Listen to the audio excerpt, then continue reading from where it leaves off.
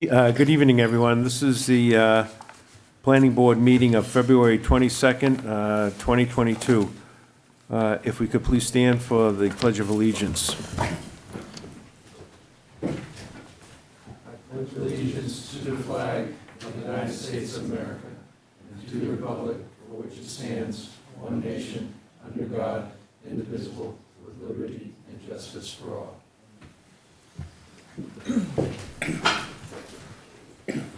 All right, we do have a sign-in sheet on this table as you come in. It's on your right-hand side. If everybody could please sign in.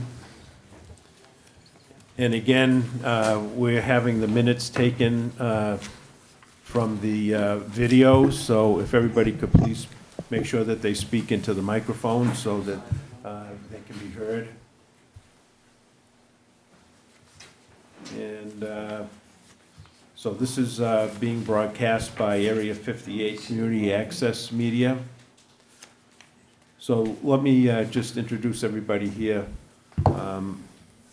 that's sitting down.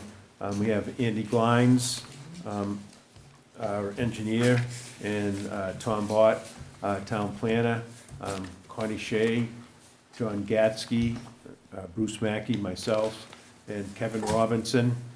And Elaine Sodillo is not going to be here tonight, but we have Rich D on with us.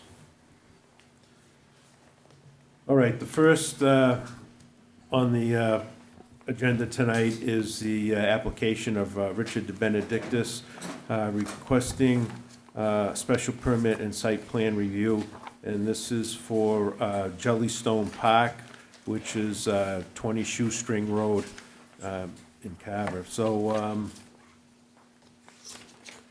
I don't know if this, before we start, if you would like to speak about this, Tom? Yeah, if I may. So the item on the agenda is the special permit and site plan review. And a special permit is a 4/5 vote.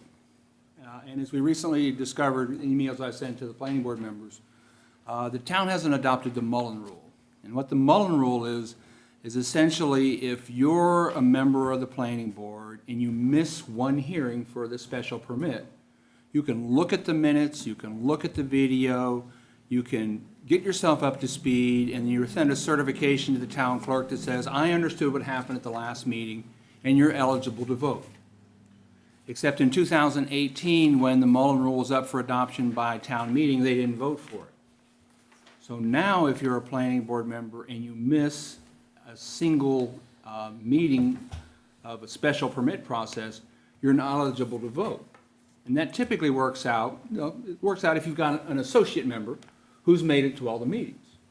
So from the math that we've done, we know that with Richard, there are 5 votes for the hearing.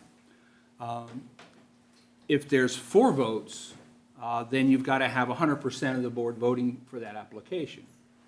Now, unfortunately, with Ellen missing tonight, everything that gets discussed tonight for a special permit is down to those 4 votes. And I always note to the applicant, before they get up and make a presentation, that they have to do so acknowledging the fact that they have to have 100% vote. All 4 members have to vote, and if for some reason, and who could miss a meeting in the age of COVID, I don't know. But in the event that somebody's not here at the next meeting, and we went forward with what you got tonight, then you're down to 3 people, and you don't have enough members to even get a special permit without withdrawing your application without prejudice and resubmitting it to restart the clock. I know you're looking at me, Rob, going, I'm not from Massachusetts. This is really how things work here? Yes, it is. I'm sorry to say. So that's where we're at right now.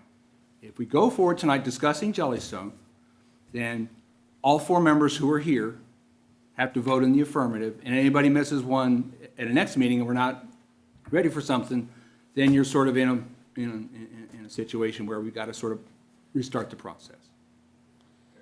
So if you want to talk amongst yourselves for a minute or two and decide what you want to do. Now,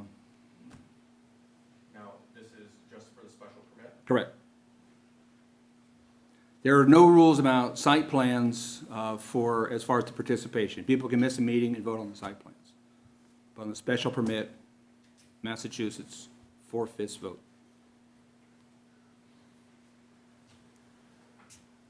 And Rich is not a fifth. He is now. Well, But Ellen would be your 5th vote if she was here, Yeah. but she's not here. So you're at 4 Rich makes votes. 4, yeah. I'm sorry, what's that? Rich makes 4.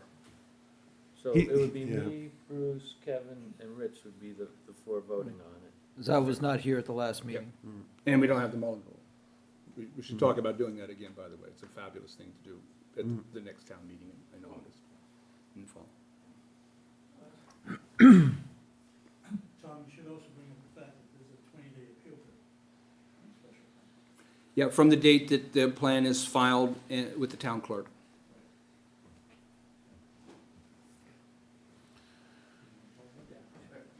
Okay. I just want to make sure everybody's clear on that, because.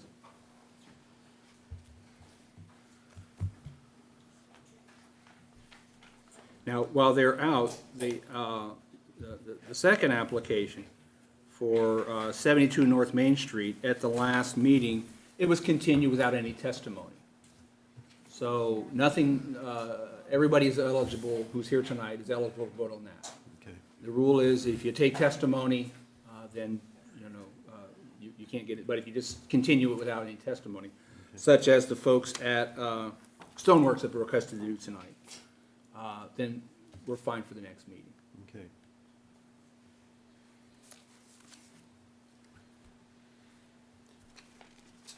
So, I suppose if we go down, I just want to say, I don't know if anybody's here for Timeless Stoneworks, which was a public hearing that we heard at our last meeting. That's at 316 Tremont Street. And they've asked for a continuance to March 8th. Correct. Okay. So while they're out discussing this, this is item number 4 in the public hearings. If we want to take a vote on that, Do we have to vote to take it out of order? no. Then I would make a motion to continue it till, what's the date? March 8th, 2022. March 8th, 2022. At 7 o'clock, okay. I'll So, second that. okay, so we had Mr. Shea make the motion to continue that, and Mr. Robinson second, and we can just do a voice vote. Those in favor, please say aye. Aye. Aye. Aye. Opposed? Okay, so that's unanimous. Quick question, is Mr. Dion considered part of that vote? Because it's a Yeah, special because it's a permit. special permit. I did say aye. Okay, Okay. I wasn't sure, I didn't Okay. hear you, that's all. All right. The thing is, Ellen is out. Unfortunately, she may have to have some back surgery done, which may be a complicated process. I don't know exactly when she'll be back. So, I would think that everybody here on the board is pretty much in favor of Jellystone Park. So, I feel that we could take a vote tonight, I believe. But we'll see how the applicant feels.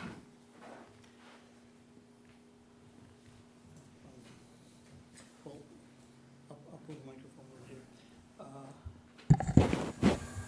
Okay, we obviously made a number of changes based on Andy Glein's comment letter. Okay, now, I actually. Could you let them know who you are, because they're taking Sorry. notes? I'm Dick Benedictus, I went with Webby Engineering, and I'm the engineer for Jellystone Park. Okay, so this is the whole set of plans with all the changes. There's only one change that's actually on a set of plans that I'm gonna give to the planning board to sign. That has one other thing on it. Up here, it has the heights of the buildings. We did it at the last minute, so it's only on that one set, okay? But otherwise, all the other changes that were asked for we've put on here. We can go through them on the letter, or we can just try to point them out as we go along. Basically, these are just the existing conditions plans. You've seen them a couple of times.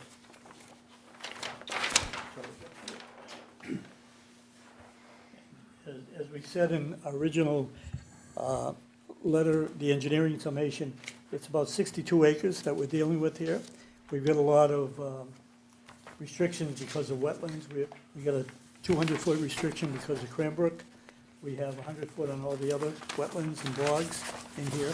So we've kept outside of those areas with the exception of going to the Conservation Commission for some units within those areas, and they've given us an order of conditions. We got that about 3 weeks ago. So we got the Concom out of the way. And this is, again, all the existing conditions. And then we're starting on this next sheet. These are the actual designs. And we have, obviously, we still have, which we presented in the past, we have sewer lines and we have water lines. And they're both going down these pathways, roadways, or driveways, whatever we want to call them. But they're basically stone over gravel. There's no impervious roads in here. The only impervious areas at all are around the main buildings out front.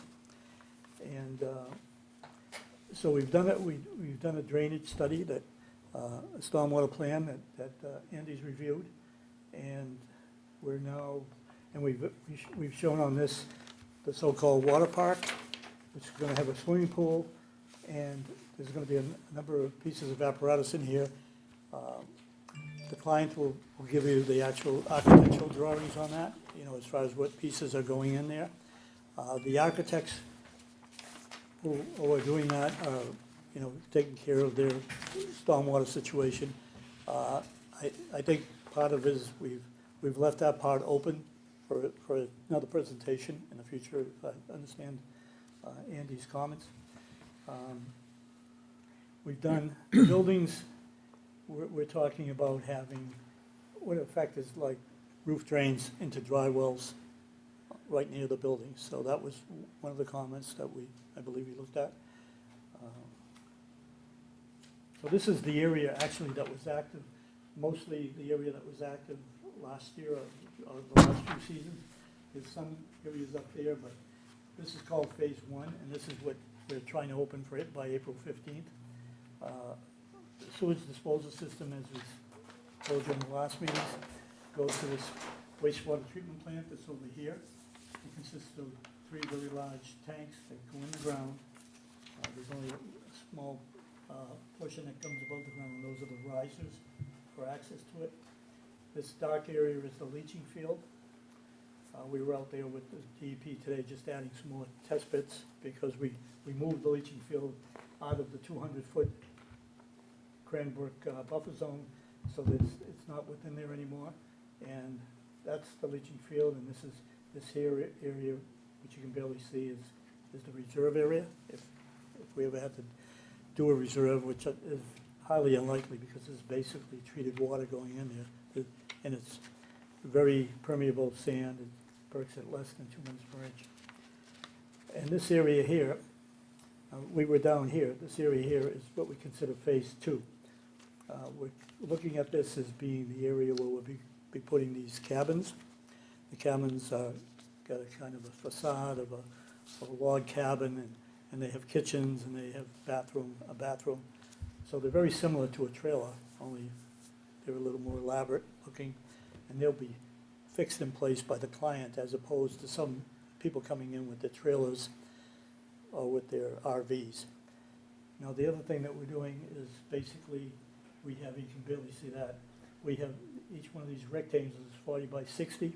So instead of having RVs and trailers coming up against each other and camping out for the summer, they're all going to have a 40 by 60 campsite, which will consist of their unit, campfire area, and a parking area for the cars. So we don't need parking all around here. The parking area is within that 40 by 60 area. So they're shown here, all the way out. So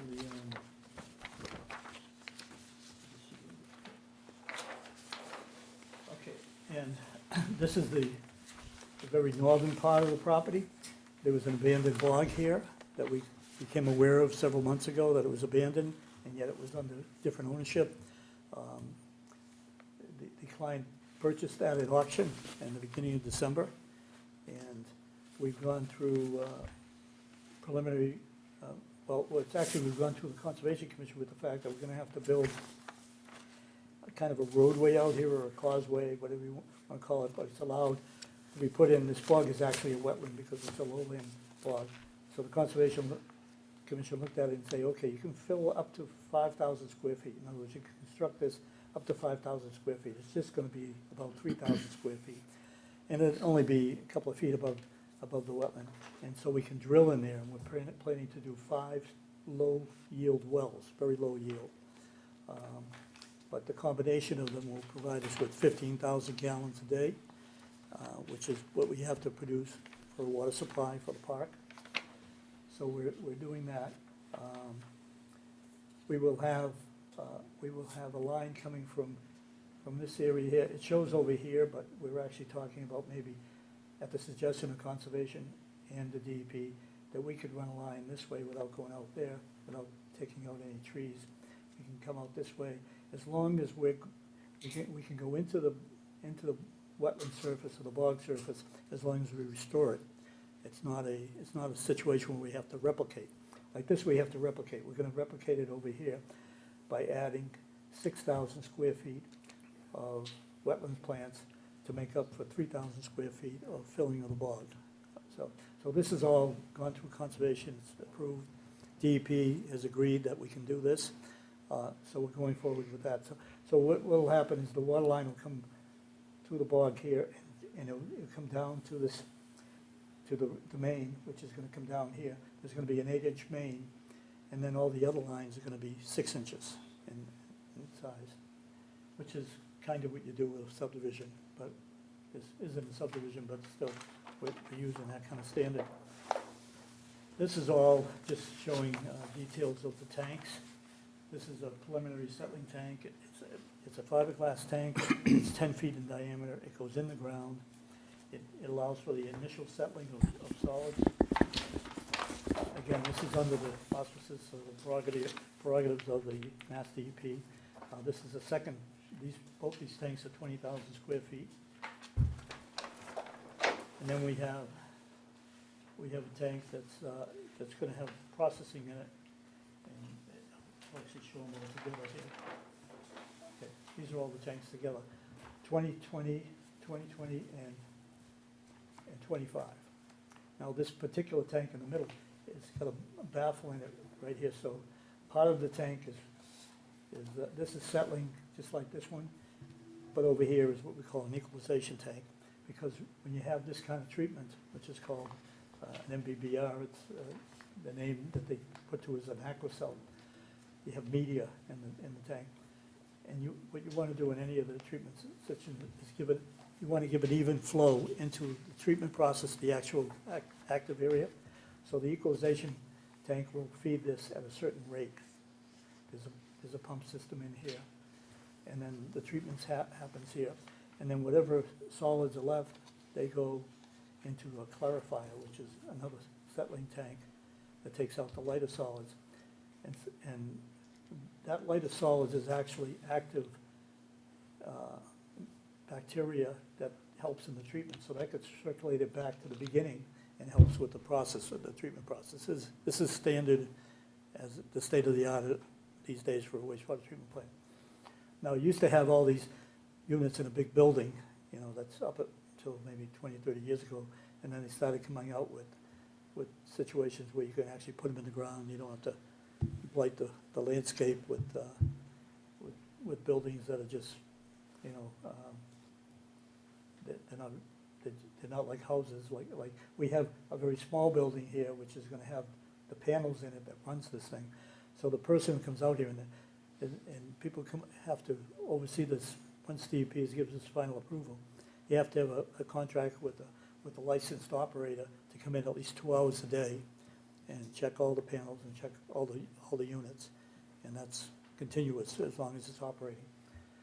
So So then from there, we go into the leaching area, which we showed you on the other side. It's the equivalent of taking the 15,000 gallons. Well, actually, this plant shows actually 30,000 gallons, because in order to do a wastewater treatment plant, you have to double whatever your flow is to take those peak days that you might have. Like you might have a Saturday or Sunday, a peak day, so you'd always double. You do the same thing with septic tanks. Whenever you're doing a septic system, you design a system for, if it's a 5-bedroom, or it's 550 gallons, but you have to double that in order to get it permitted. You always have to take that extra, be able to take that extra flow. So these are just related to the pumping rates and the treatment options. Now, this is, the actual units are these infiltrators here that are in the ground. It's not just pipes over stone, it's actually, you know, units that actually have air, because they've got some, they've got some volume to them. So we're back to the treatment plant, just enlarged. Again, here's the units, they're going this way. This is the active one, and then and this is all underground, obviously, so this could be a park, it could be anything, it could be grass, and, you know, there's baseball parks over, things like this, there's, you know, soccer parks, whatever you can do. So they can use it for something else. These are the test pits that were done. We did 2 more today. They're all really permeable, less than 2 minutes per inch, and they've been overseen by the DEP. So that's pretty much it. The last one is the detail sheet. In the detail sheet, now we submitted our hydrants. We have one sheet. The first sheets 5 and 6 show the hydrants on the planning, on the plan site, and this is actually how you connect the piping to connect the hydrants to the water system. And we have a major pump station where all the sewage is coming down to the low spot, and these 2 tanks will be in series. They're 5,000-gallon tanks each. We needed 10,000 gallons, but we were dealing with, as we come to the low spot, we have relatively high groundwater there, and if we put in a 10,000-gallon one tank, it would be 9 feet deep. So these are only 5 feet deep from the water line.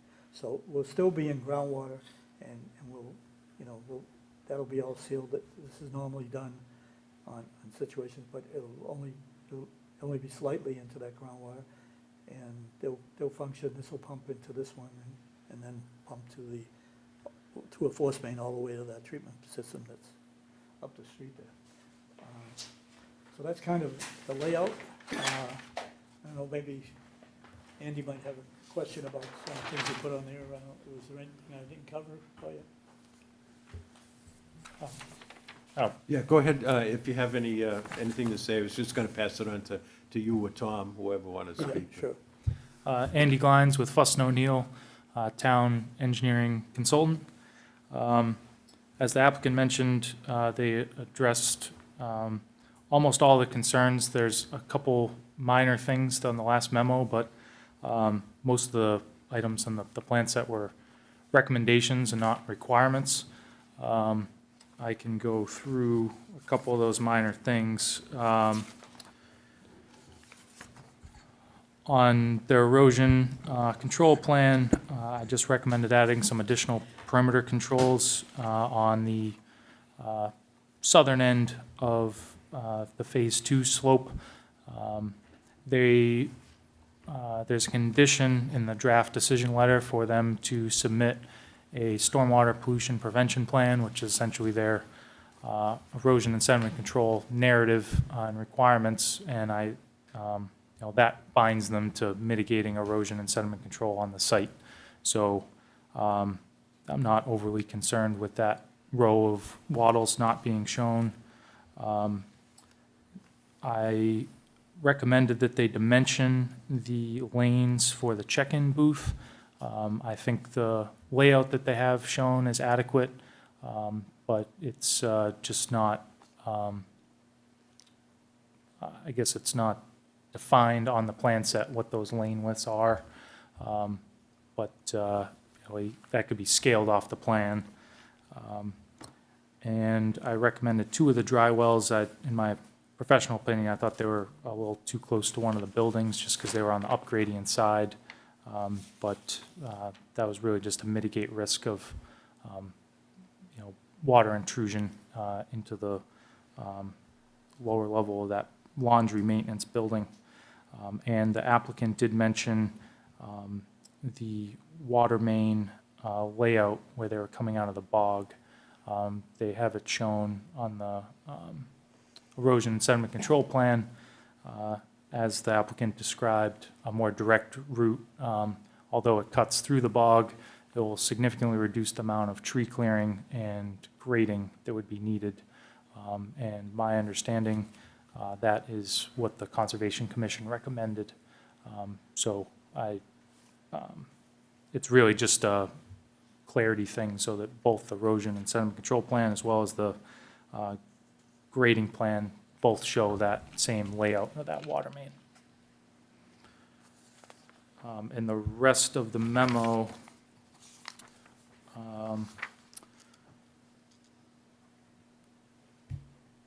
really consisted of recommended conditions of approval and reiterating the waiver requests that the applicant had, which I'll let Tom speak to the draft decision letters that he prepared.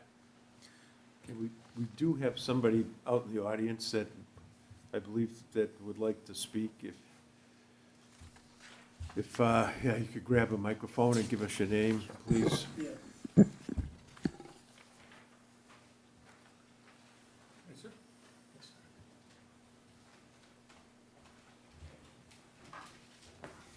Walter Morrison, and I'm representing Federal Furnace Cranberry. And it was an issue that we brought up at the last hearing meeting.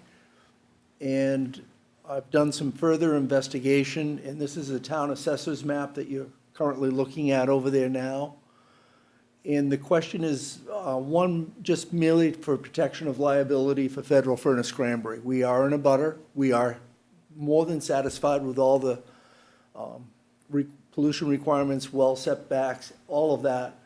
We're fine with it. It's just merely the entrance road going in a clarity on Shoestring Road. The assessor's map shows that it stops before the old Shoestring Dam, and then afterwards it's a dotted line, which would indicate that it might not be a town road. So we need to have clarity on that. If it was a town road all the way in, then we'd have no responsibility if someone drove off the side of the road and into the, it's pretty far down, into the Cranebrook. Since we own up to the edge of that, up to the edge there, it is our responsibility, or could be, if someone did drive off. So we've spoken to the applicant. I'd be happy if somehow it was inserted in, because I don't want to hold up the process on this for the applicant. If it is determined that it is indeed private land, not town-owned, then they would put in a guardrail to protect. If it's town, well, then he can't really put it on town land. So it's a matter of kind of just putting some kind of assurances in there to give us the legal protection that we need. And other than that, we're in favor of it. Have we clarified where the town road ends? I thought it supposedly ends at the existing check-in booth. That's what I understood. I thought Well, DPW even checked into that, and they say they maintain that road all the way down to that point. I spoke to John Woods at the beginning of all this, and he said that the paved road to the cul-de-sac, which is at the gate of the park, was a public road, and the town maintains it up to the cul-de-sac. And then he said beyond that was a private road. Now, that's what he told me. I haven't seen a layout of it, so, If I could add further information, In talking with the prior farm manager, Gary Weston Cranberry, he used to be farm manager for many years at Federal Furnace Cranberry. He was responsible more than 20 years ago going to that old dam and, per order of the state, making it not a dam, which meant he took out the flume, which took out the ability to dam water behind. So he also said to me, but I don't know this to be true, he said he does not remember the town taking that road, nor does he think that it has been in the town policy in the past of taking, of the town having a taking of a road where there's only one resident on it, being the park at the end. But, I mean, I'm not a member of this town, I can't speak to that, I'm only just reiterating what Gary told me. So what you're saying, it's not your property, but it's not the town's property. I don't know whose property it is. We are in the process of spending some money to go in and get this sorted out, but it's gonna take time to sort that out. It could easily be solved if and I don't know if you can do this, if in the order of conditions, if it proves to be not town property, that they can put in the guardrail. They'd have to go through Conservation Commissions. We couldn't guarantee it without Conservation Commission's prior approval. And it should be well within, what, the 65-foot mark, right? You're in there. I know. So that we can't say yeah, because they would have to approve it. Yes, Tom? So a couple of things that I was working on over the weekend and today is just the nature of the decision that we're talking about. And I know town council has talked to the board before, and the board's had some concerns before about amending a special permit versus amending a site plan and the difference between the two. And it's one of those inside baseball sort of things that people go, what are they talking about? I don't, but we sort of get it. So what I had suggested for this particular project, because we've got a couple of site plan issues that we're still resolving, we've got some verbal communication from the fire department about some of these things. And so what I had suggested was two decisions for this project. One, a special permit decision, which basically just allows the use. It says you're going to expand the campground, it's going to be to 325 units, there's going to be a water park, they'll have to provide plans for that. So we split between the use and the site plan, because there are a number of things that we're still looking at for certain confirmation of the site plan. The final landscaping plan, after they come in and clear the site for these campgrounds. So what I had proposed is both a special permit decision and a site plan decision. And the site plan decision basically says the applicant will address these outstanding issues, including the landscaping, including some of the grading issues, some of the lighting issues, some of the utility issues, in a revised site plan that they'll come back to the board for. So I checked with the applicant and basically said, how long is it going to take you guys to put something together like this? And they said, well, maybe 60 days. So in the site plan decision and the special permit decision, I basically said, you'll come back to the planning board with a revised site plan to address these issues, any of the outstanding issues, within 90 days. So we've got some certainty on that. So things like the guardrail, that's not a use issue, that's a site plan issue. The use is, you get to have the park, you get to have the campgrounds, you get to have the water park. How all those pieces work together is the site plan issues. So what I proposed are these two separate decisions, because the board seemed fairly comfortable with what was being proposed for Jellystone. We, the nerds, are, just sort of want to make sure that we know what that outcome is with more certainty. So if the board is comfortable with that, I think we can address Federal Furnace's Cranberry's concerns and take that time.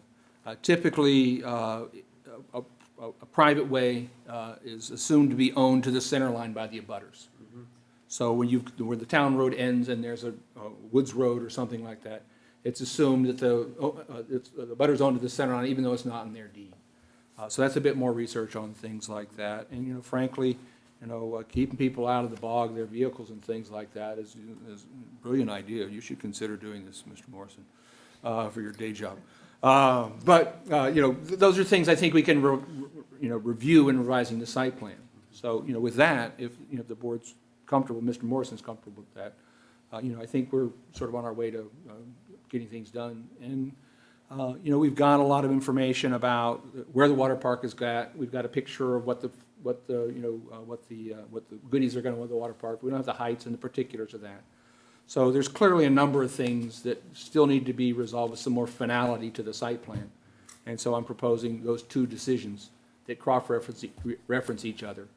So they'll have their special permit use to put those, to work on those things and come back to us with a revised site plan for those issues that Andy's pointed out that we have some gray area in currently. And that was my suggestion for having these two decisions.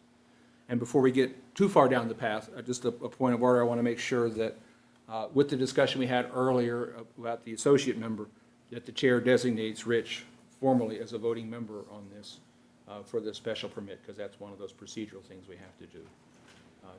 I just didn't want to forget it while I was here dominating the mic. Oh, okay, because one member wasn't here at some of the meetings? Yeah, in order to get 5 people to vote, then the chair has to designate the associate as the voting member on this okay. because of an absence. Okay. That's what the zoning bylaw says. Okay. Do we have to vote on that, or? No, it just says the chairman will designate that. Okay, so we'll designate Richard Dion as a member to vote on this, Then we're in compliance with the bylaw.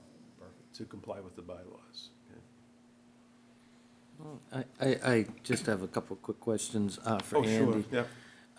Andy, have we gotten anything in regards to the dumpster and waste control and runoff involved in regards to that, to keep it from running into the cranberry bogs? It's kind of funnels right down to the cranberry bogs, and I just want to get some sort of schematic to make sure that it's contained and not going into the wetlands down there.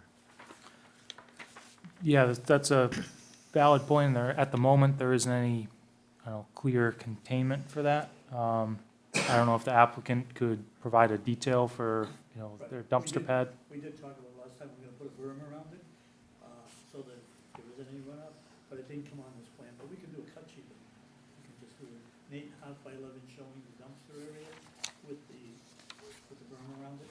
Is that, okay, we can get that done. Yeah, and the containment for, the water runoff, whatever the case may be in that. Yeah, we just have to figure out, okay, how does the truck get in and lift that? You can't really put the berm in front, we'll put it around it, and we just have to figure out how we redirect that front part. Right, because it's They on come in that kinda slope, flat. right? So we'll get that.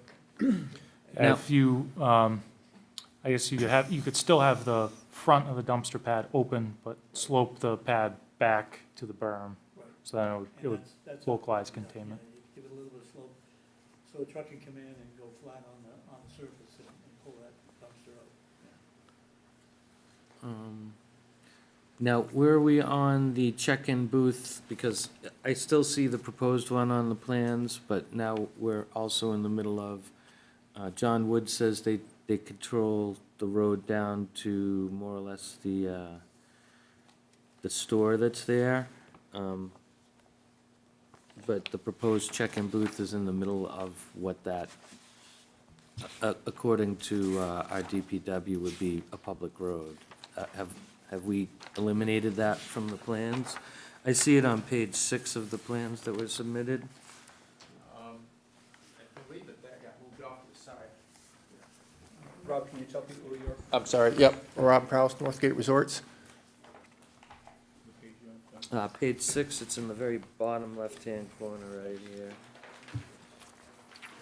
It was the original proposal, that's why I was asking.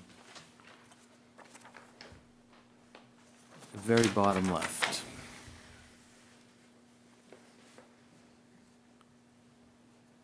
Yeah, that's off to the side of the road, there's those 2 dotted lines there. the two dotted lines are the 65 and 100-foot. That's what I see on, I see it says road, and then I see the, There's some really fine dotted lines here, right underneath where it says enter. okay, so that's, okay, so, all right, so It's I'm to the seeing that the right. property line is splitting the road down there, is that what it is?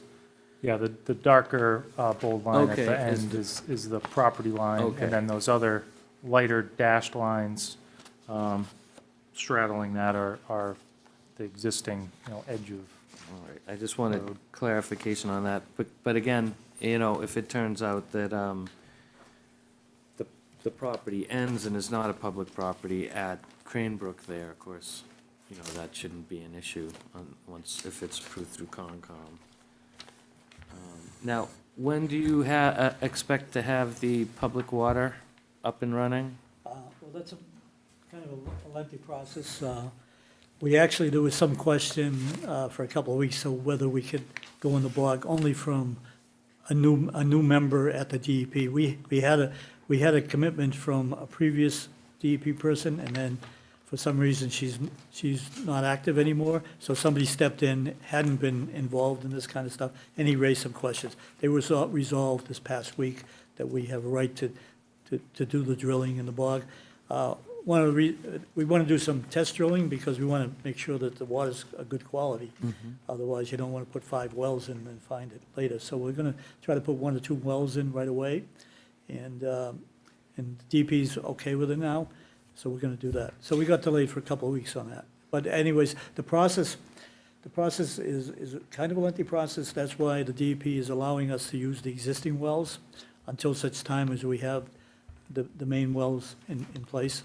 So Okay. that's what we're looking at. Because when I look at this in the southeast corner of the property where the expansion area is going, it looks like you're still running off well 2, which is on the neighboring property. Yeah, that is an issue. What we, as a fallback situation, we're looking at the well that's in the expansion area as being the well that we use for now.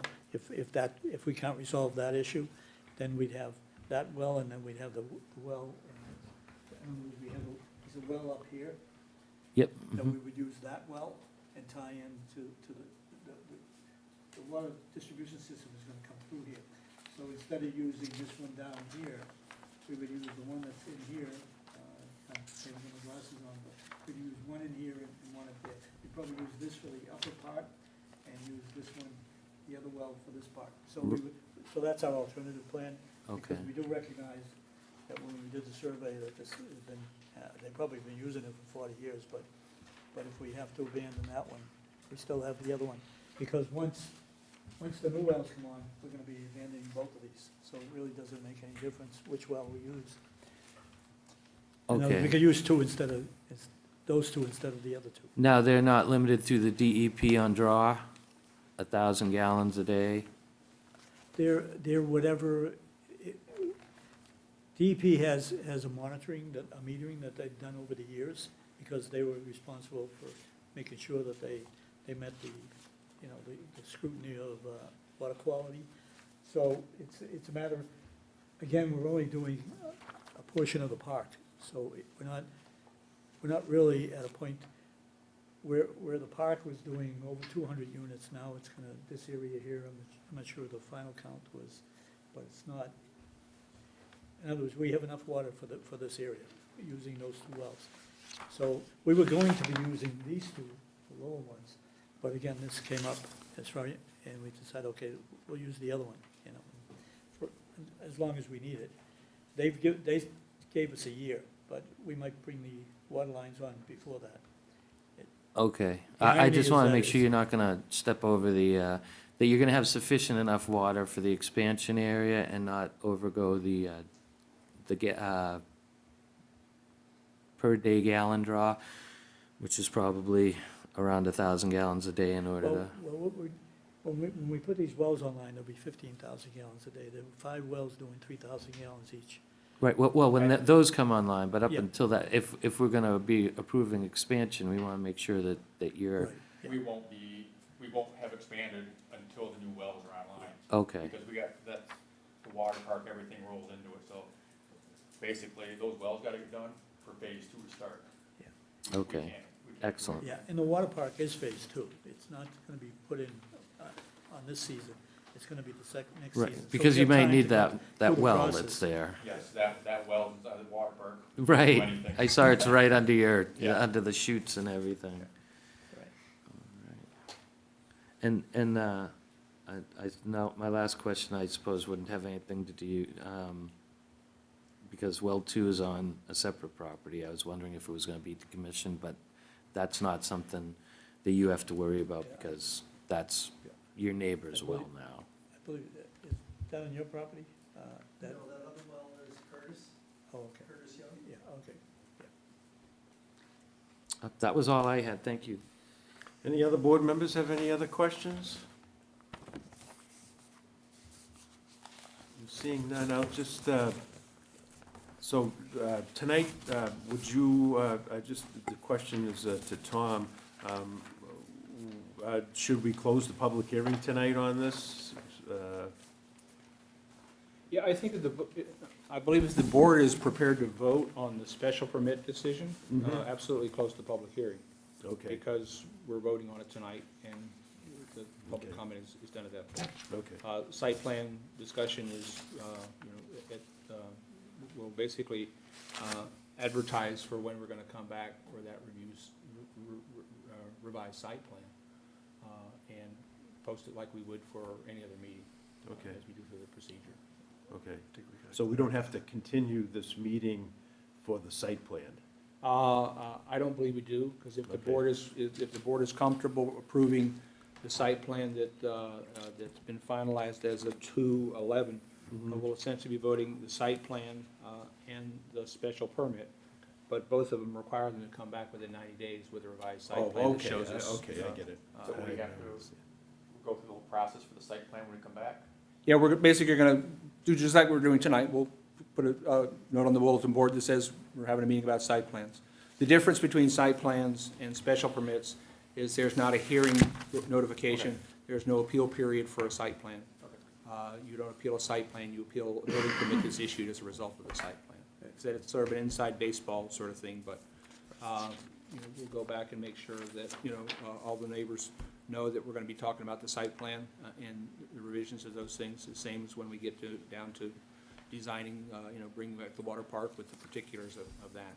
Those are. Now, how does this affect the ability to continue construction? I don't think it does. I think if you've got a site plan that says you get to build those things where they're located at, but you've got to come back to provide that information. The fire chief, said essentially in the meeting I had with him, that he was comfortable enough with things, but I don't think we've gotten to say anything formally from the fire chief on that. I've talked to the deputy fire chief's on vacation. Yep. Yeah, so, and I know you talked to, because I talked to Eric, who's kind of made contact with him Yep. for us. So, yeah, so we gotta wait for him to come back. If he has any comments, we'll. And so as of tonight, if the board votes both the site plan that's there and the special permit decision, then you guys are good to go. And then you just got to get back to us within 90 days with the revisions to the plan for some of those things, location utility poles, and some of the other things that Andy had pointed out. I tried to incorporate Andy's comments from his letter into the revised site plan, the conditions for the site plan to bring those things back. Right, basically, we're coming back for the conditions. Correct. Okay. So, finding out the status of Shoestring Road, is that something that you guys are gonna let us know about, or how do we remedy that one? I don't know, it's 8 o'clock at night, I just heard about it. I have seen conflicting notes too. It's like Mr. Morrison said, I've seen some things both ways, I've heard things kind of go both ways, so. Well, when you do a road taking, when you accept a public way, there's 3 components. The selectmen vote to lay out the way. Hopefully, when they voted to lay out the way, there's some plan of record for that. Finding that plan of record is another thing. Hopefully, there is a plan of record for it, and then hopefully you can find it, to know exactly what that is. But, the understanding I have, most people's understanding, is they, based on the information that the DPW folks have, that they know where the road ends at. So we'll go back and check with John and make sure that that's in his record. So at this point, it's town road. Well, I spoke to John Woods about this, Yeah. and like I said, and he said that it was on the list of public roads Okay. that was accepted by the selectmen. Generally, something like this in the business, you know, having been in this business before, it's up to the applicant to prove that. Now, there may be a road layout, you know, a plan of the layout of the road that you could research at the Registry of Deeds. If there is no plan, it would be reflected, I think, in the deeds of those properties. Okay. And so, you know, that needs to be researched. 'Cause But like I said, John Woods did say that there's a list of roads that have been accepted by the selectmen, and Shoestring Road was on it up to the gate of the park. Okay. But I did ask him if he had ever seen a layout, and he said he had never seen a layout of the road per se. Because Shoestring Road might actually just be public road right up to the Crane Book, and then it becomes then that's, I think we just have to square that away. Well, you know, you were talking about repair of a portion of the road that there's a waterway underneath, I believe. And so John, the DPW director, told me that, you know, they would be responsible for anything from Tremont Street to the cul-de-sac. But again, if you want to look that up at the No. Registry of Deeds. And I was just trying to figure out for federal furnaces, Yeah. insurance too. If there's a letter from the town saying that it is, that ends it. Yeah, well, that would be something you might want to discuss with maybe John Woods, or somebody could go to John Woods and talk to him about it, and then you might have to go to the Registry of Deeds to do a little research there. Joe did some research. All right, anything else? Seeing none, I'll entertain a motion to close the public hearing for 20 Shoestring Road. Said motion. Cornelius Shea seconds that motion. Okay, Kevin Robinson made the motion, and Cornelius Shea second. Further discussion? Those in favor, please say aye. Aye. Okay, so that was, and Rich is with us, so that'd be, Am I even allowed to vote on something like that? Not on the public hearing one, not on the special permit. On the site plan review, I believe. Correct. okay. Yeah, on the site plan review, I get that, but I wasn't sure with regards to just closing the hearing. I think whether it's 4-0 or 5-0, we closed it. Yeah, okay. So, okay, we closed the public hearing, okay. So, generally, what we've been doing lately is we read read the special permit, we read the decision, and, or at least the conditions. I mean, there are waivers here. So this is the draft of the special permit. Let me just read, we have waivers pursuant to section 3115, upon written request of the applicant, the planning board may waive any other submittal requirements set forth in section 3100 deemed by the planning board to be not necessary for its review of the application. In section 3130, applicant's waiver request for marking existing 10-inch caliper or better trees is granted. Section 3241, applicant's waiver request for interior and bordering parking lot landscaping is granted. Parking lot has one row of parking exceeding 180 feet, is adjacent to the lodge, and is greater than 100 feet from the nearest property line. Section 3251, applicant's waiver request to provide a reduced width of landscaping of 5 feet along the north side of the camp store building addition is granted. Applicant is already providing adequate perimeter landscaping around 3 sides of the existing camp store. Okay, so the conditions. Condition 1, the project shall be constructed as approved in the separate site plan Decision entitled Site Layout Plan of Jellystone Park at 20 Shoestring Road, Carver, Massachusetts, prepared by Webby Engineering Associates, Inc., including 13 sheets revised through February 11th, 2022, and within 90 days, return to the planning board with a revised site plan, including one detailed landscaping and photometric lighting plan, 2 elevations for all proposed buildings in addition so maximum building height can be verified, 3 zoning tables showing proposed frontage, coverage, setbacks, and maximum building heights, 4 confirmation from the Carver Fire Department regarding adequacy of site access and circulation for emergencies, and that road surfaces are properly compacted for fire equipment and vehicle outriggers and other fire protection measures that may be required. 5, location of all existing and proposed on-site utility poles.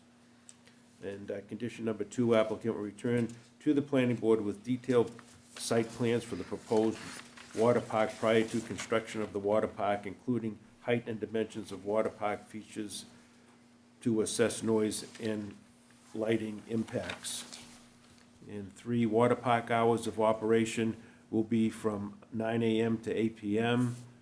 4, applicant will allow anyone in the water park unless they are applicant will not allow anyone into the water park unless they registered as to a campsite. 5, the total number of campsites is restricted to 325. 6, any other revisions will require approval from the board as a modification of this decision. 7, the applicant is responsible for the proper operation and maintenance of the site during construction. Sedimentation and soil erosion controls shall be installed, repaired, and supplemented as needed. Dust control is required during construction, and the roadway apron is to be kept swept and clear of any dust, dirt, or debris. 8, applicant shall provide a stormwater pollution prevention plan to the town and Fuss and O'Neill prior to the conducting site disturbance. 9, the applicant shall coordinate with fire department regarding the adequacy of site access and circulation, as well if what fire protection measures may be required. 10, prior to the issuance of the certificate of use and occupancy, A, any outstanding balance of the review and inspection deposit account shall be paid. B, as-built plan shall be submitted to the town engineer and planning department in both electronic and hard copy form prior to the final inspection. C, in accordance with section 3180 compliance of the Carver zoning bylaws, the town engineer shall inspect the project to ensure that it has been completed in compliance with the approved site plan and its conditions. D, Fuss and O'Neill to conduct the site inspection to confirm stormwater and sedimentation are being managed on site. 11, Mass DEP shall review and approve the proposed wastewater treatment system. And 12, applicant shall apply for and receive sign permit prior to installation of any new signage that is subject to a sign permit. And the special permit shall lapse if a substantial use thereof or construction thereunder has not begun except for a good cause within 24 months of following the filing of the special permit approval, plus such time required to pursue or await the determination of an appeal referred to in General Law, Chapter 40A, Section 17, from the grant thereof with the town clerk. So those are the conditions that I just read for the special permit. So, so we'll take a vote on that. So, those in favor to approve the special permit for 20 Shoestring Road, Jellystone Park, please say aye. Aye. Aye. So, and those against, okay, and then the one that didn't vote was John because he had missed a meeting. Okay, okay. So then now we have the site plan review. And let me see. Are we voting on that tonight or Yeah. within a 90-day period? we're voting one tonight to tell them they're coming back in 90 days with the refined plan, to answer those other questions we've got. Because right now, they've got a plan here with all those component parts in it, we just want to get more clarity, and it addresses essentially some of those same exact items, landscaping, photometric plan, elevations of the buildings, in the site plan decision, they need to add to the plan before us. All right, because if we do that, there is one condition that I would like to see put in, and that's any inconsistencies or shutdowns or problems with the wastewater treatment plant should be reported to the town of Carver's Health Agency. I know you worked on the auto park down in Falmouth, and I know they had some issues come up at some point that caused a lot of problems, and they didn't feel that it was worth reporting at the time, and things grew much more difficult, so that's just one of the things that I think should be, covered in this. You know, I think absent town council, it seems like a perfectly reasonable condition.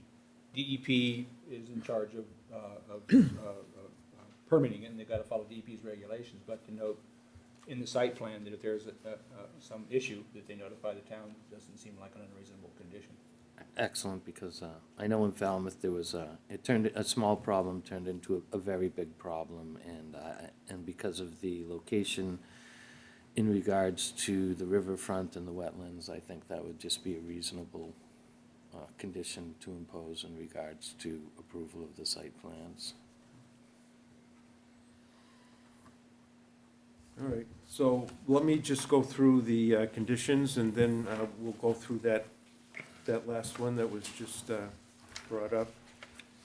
So the condition 1, project shall be constructed as approved, and this is for the site plan review conditions. The project shall be constructed as approved in the separate site plan decision entitled Site Layout Plan of Jellystone Park at 20 Shoestring Road, Carver, Mass., prepared by Webby Engineering Associates, Inc., including 13 sheets, revised through February 11th, 2022, and within 90 days, return to the planning board with a revised site plan, including a detailed landscape and photometric lighting plan. Is that? Those are the same conditions. Okay, so they are, so these are all the same, okay, these are the same, detail, okay, elevations for all proposed buildings and additions, so maximum building height can be verified. Next, zoning table showing proposed frontage, coverage, setbacks, and maximum building heights.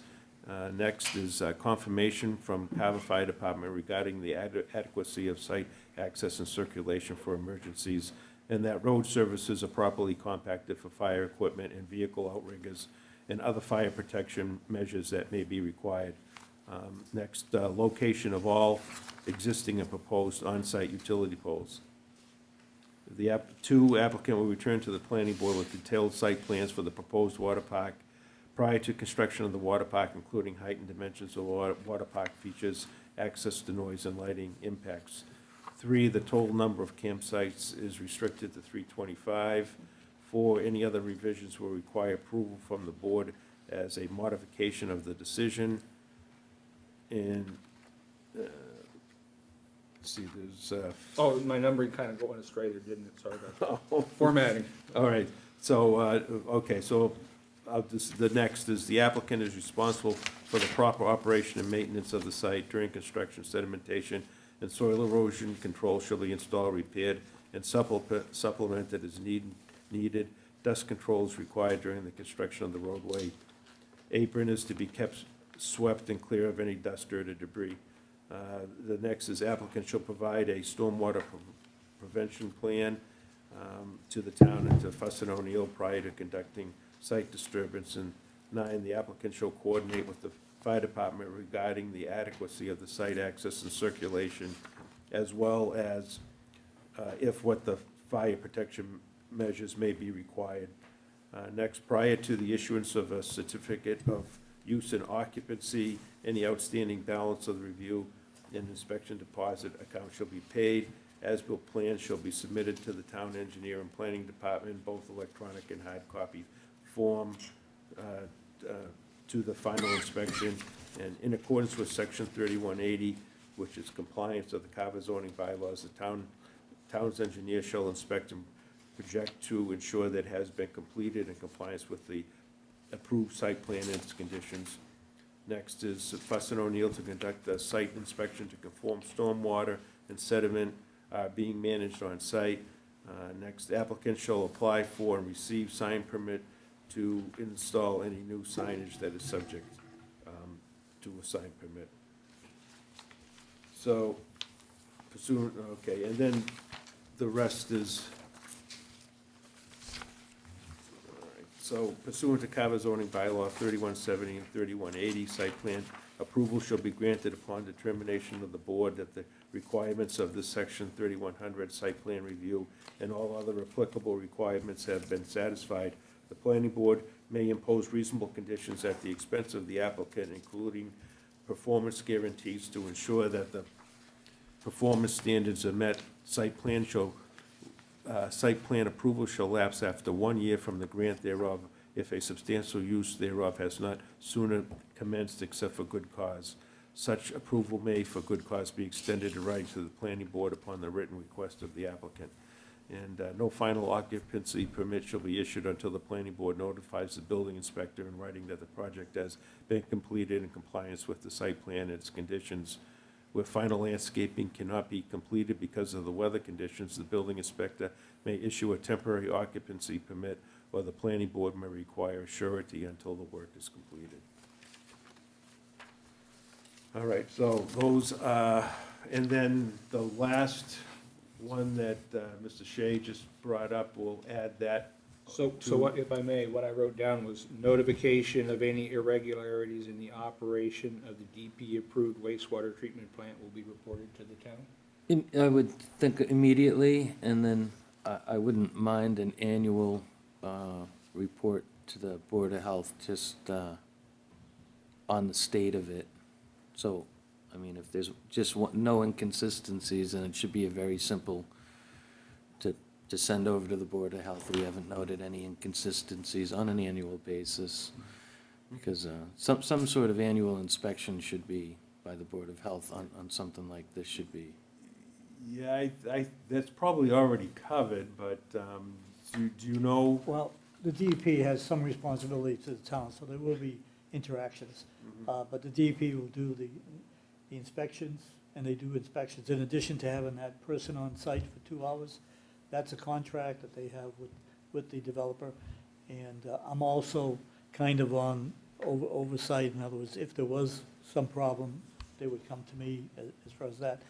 But also I think they'll be using the people who supply the equipment as the operators too. I mean, that's up to them.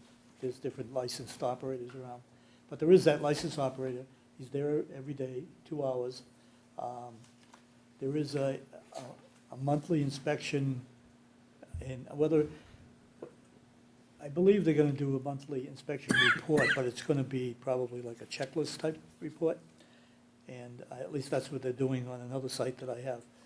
And so it's a simple thing. It's not gonna be a written report with many pages to it. It just says what's working and what isn't working. So, Right, so I think it's covered, but I don't see any reason why we can't do it. Right, that it's in good working order, and Yeah, that's all, that's all we're That all asking. they go through all the equipment, and whether there's any problem. Proper maintenance has been like, done, and yeah, we've taken care like of they it, have that's to- all. They have a generator associated with it. They have to test that every once in a while. You don't just leave it there until you need it. You have to test it and make sure it's in working order. So, yeah, I think that there's no reason why we can't have what you're talking about. I would think appreciate it, it's kind of thank you. covered, but Yeah. we might as well put it in writing. Mr. Chairman, 2 additional conditions based on the conversation tonight. For condition 1, I'd like to add dumpster pad detail should be provided to address the stormwater runoff concern at that location, as well as a new condition. Applicant shall verify extents of right-of-way of Shoestring Road, and when they come back in 90 days, hopefully with a letter from Operation Maintenance Department confirming that location, then the board and the applicant can have the discussion, probably with the butter here about the guardrail. So I don't think we need to explicitly mention the guardrail in the decision tonight, but, because that will follow the decision on, who actually owns that stretch of the road. Well, I would make a motion to include Andy's two conditions and my condition in the report. If you're accepting. Yeah, I don't think we really have to vote on it. Okay. I mean, we'll vote on the whole, Condition. all of the conditions Yep. altogether, yeah. That's fine. We added those four, the two that Andy had and the two I just, that you yeah, mentioned just the too. one, really. So we have all those. Correct. Okay. You notice that, because I used the format before, James M. Hoffman was the vice chairman when. Oh. So, well, get rid of that too. Yeah. So, yeah, so we've got all those and we'll capture them and put them into the formal decision Okay. for the board's signature. So we could vote on this tonight, Absolutely. and and those could be added, and then the thing of, the board's correction of names, that can be changed. So Yep. we could sign this, we could vote on it tonight, and then, and sign it either this week, or Yeah, I'll get them. have members just come in and I'll get sign. 'em- I'll get them fixed tomorrow. Okay, all right. I'll make a motion to approve as discussed. I'll second that. Okay, so we have, so that was the special, this was the special permit. That's site plan. This No, is site plan, This yeah. is site So plan. everybody Site plan. votes. Okay. So, so we have a motion by Mr. Shea, and we have a second by Mr. Robinson. So those in favor, please say aye. Aye. Aye. Opposed? Okay, so it's unanimous. All righty. All right, so No, we're all I set. have a set of plans. Do you want me? Um, to sign? What do you? Yeah, we have to come in and sign the conditions, and then maybe as we come in, we can either do it tonight or during the week. I'll leave them with you. Yeah, if you could just You only leave- need yeah. one set, right? Yep. Or do you want more than one? I think, the Mylars or the paper? No, I just have the paper now. Yeah, we can bring in Mylars. If you want. Well, we're gonna eventually have to sign You the have to sign Mylars. Mylars eventually, right? Yeah. But do you sign this first or not? Yeah, we can sign them at either the end of the meeting or during the week when the Yeah, members yeah, come that's in fine. to I just sign want to the. know to leave yeah. it with you. Okay, Yeah, Leave them with me. I'll leave them with Tom. That'd be great. Thank you, Dave. okay, thank you. All right, the next is a public hearing. Mr. Chairman, could I? Yes. Make a request? Sure. The folks from 38 Purchase Street know an awful lot about the campground, because they've been here through both of the hearings, and all we're doing is Oh, voting. sure. Could we take their thing out of order? Yes, So they please. don't have to hear about, dogs are great, people love dogs. Right. They sat here a long time the last meeting. Yes, they did. If that's Yeah, okay. please, if you want to step up, please. Okay, so this is on the application of Colin Harris requesting a special permit at 38 Purchase Street to redesignate the home from a single family with an in-law to a two-family. So we had heard this prior. I don't think we closed the public hearing, or we didn't approve it. Drive safe. Or maybe we did, I'm not sure, but I know that we had to come up with a decision. Great, so Amy drafted the decision. Okay, And the outstanding issue was who was eligible to be the applicant. So we did receive, and I believe it's in your packets, the affidavit from the executors of the estate. It said we assent to this being the application, and we've got a signed application form as well. So we have those conditions that the board had requested. And we've got the affidavit from the applicants that says they're allowed to do that thing. And it's signed application sheet. So frankly, I think from town council's perspective, it's in good order. We did have a discussion with one of the members about a condition stating would both of the sides of the unit have to be owned by the same person. And I think the application, the decision basically states that you can't expand upon it. It's a two-family dwelling. They can rent or the second dwelling if they wish, but as we talked about with a couple of people, we typically don't regulate ownership in zoning. That's why condos isn't a use in zoning tables, because condos is a form of ownership.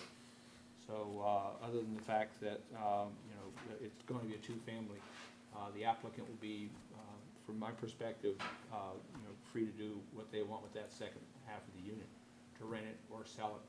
If they want to sell it, they'll have to go to an attorney and get a whole condo doc drawn up to know who's in charge of what, as far as common areas and things like that. But that was just one of the questions that came up. And I don't think it's within our purview to regulate the ownership of both sides of the two-family dwelling. But you propose to own the whole dwelling and just rent out that one part of the house that used to be the in-law apartment? Okay, so you're gonna retain ownership, okay. All right, now, I can't remember if we closed this public hearing or not. And let's close it again. Just do it again, okay, Right on, yeah. yeah, okay. If Yeah, if the record shows we closed it before, then, we'll. Okay, all right. I don't think we did, because I think they were here at the last meeting, so I don't believe we actually had. Okay. Okay, any questions by the planning board before? Nothing was done on this at the last meeting, correct? No, we were waiting for the signature from the second Right, to be documented. Okay, right. all right, so as long as nothing was done, I just need to make sure if I'm Yeah, able to vote. Yeah, there was no testimony given at the last, No, there's some discussion by the board, but I don't think it was to the extent that it was testimony. Okay. Just what are we doing Alright. with this thing? So I think it's fine for all right, everybody to vote. all right. So if there are no further questions or concerns by the planning board members, we'll entertain a motion to close the public hearing. I'll make that said motion. I'll second that motion. Okay, motion by Mr. Robertson, second by Mr. Shea. And one other point of order, Mr. Chairman, if Rich is gonna vote in Ellen's absence, you have to appoint him as a voting member for this special permit. Okay, I'd like to appoint Rich as a voting member in place of Ellen. Okay, so those in favor to close the public hearing, please say aye. Aye. Aye. Oppo- Okay, so that's unanimous. Okay, then we have to approve the special permit. So I'd like to entertain a motion to approve the special permit for 38 Purchase Street to change the single family with an in-law to a two-family home. I'll make that said motion. Cornelius Shea will second that motion. Okay, Mr. Robinson made the motion, Mr. Shea second. Further discussion? Just real quick. Yep. I know that the original application was filed by you, sir, and it is you and your sister that own the home. Did we get an updated We had an affidavit here, I Yes, think. we did, application? yes. Okay, I was Yeah. under the impression we had to have a new application. Yeah, we've got a second signed application sheet as well. So rather than submit a whole other application, they just Right, gave us that- another signature page in the Oh, application. okay, that I haven't seen. That's that odd looking thing. That looks very gray. Oh, this Yeah. one? Okay, all right. Okay, I was wondering what Yeah, this.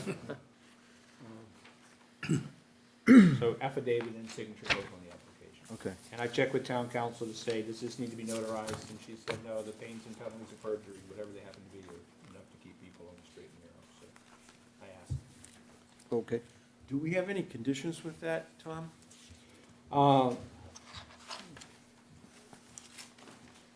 The applicant shall file a new and updated application and written consent signed by the executors of the estate of Alan D. A. D'Angelo, that they are requesting a special permit and clarifying they have the power to do so. So those are those two documents we just talked about. Okay.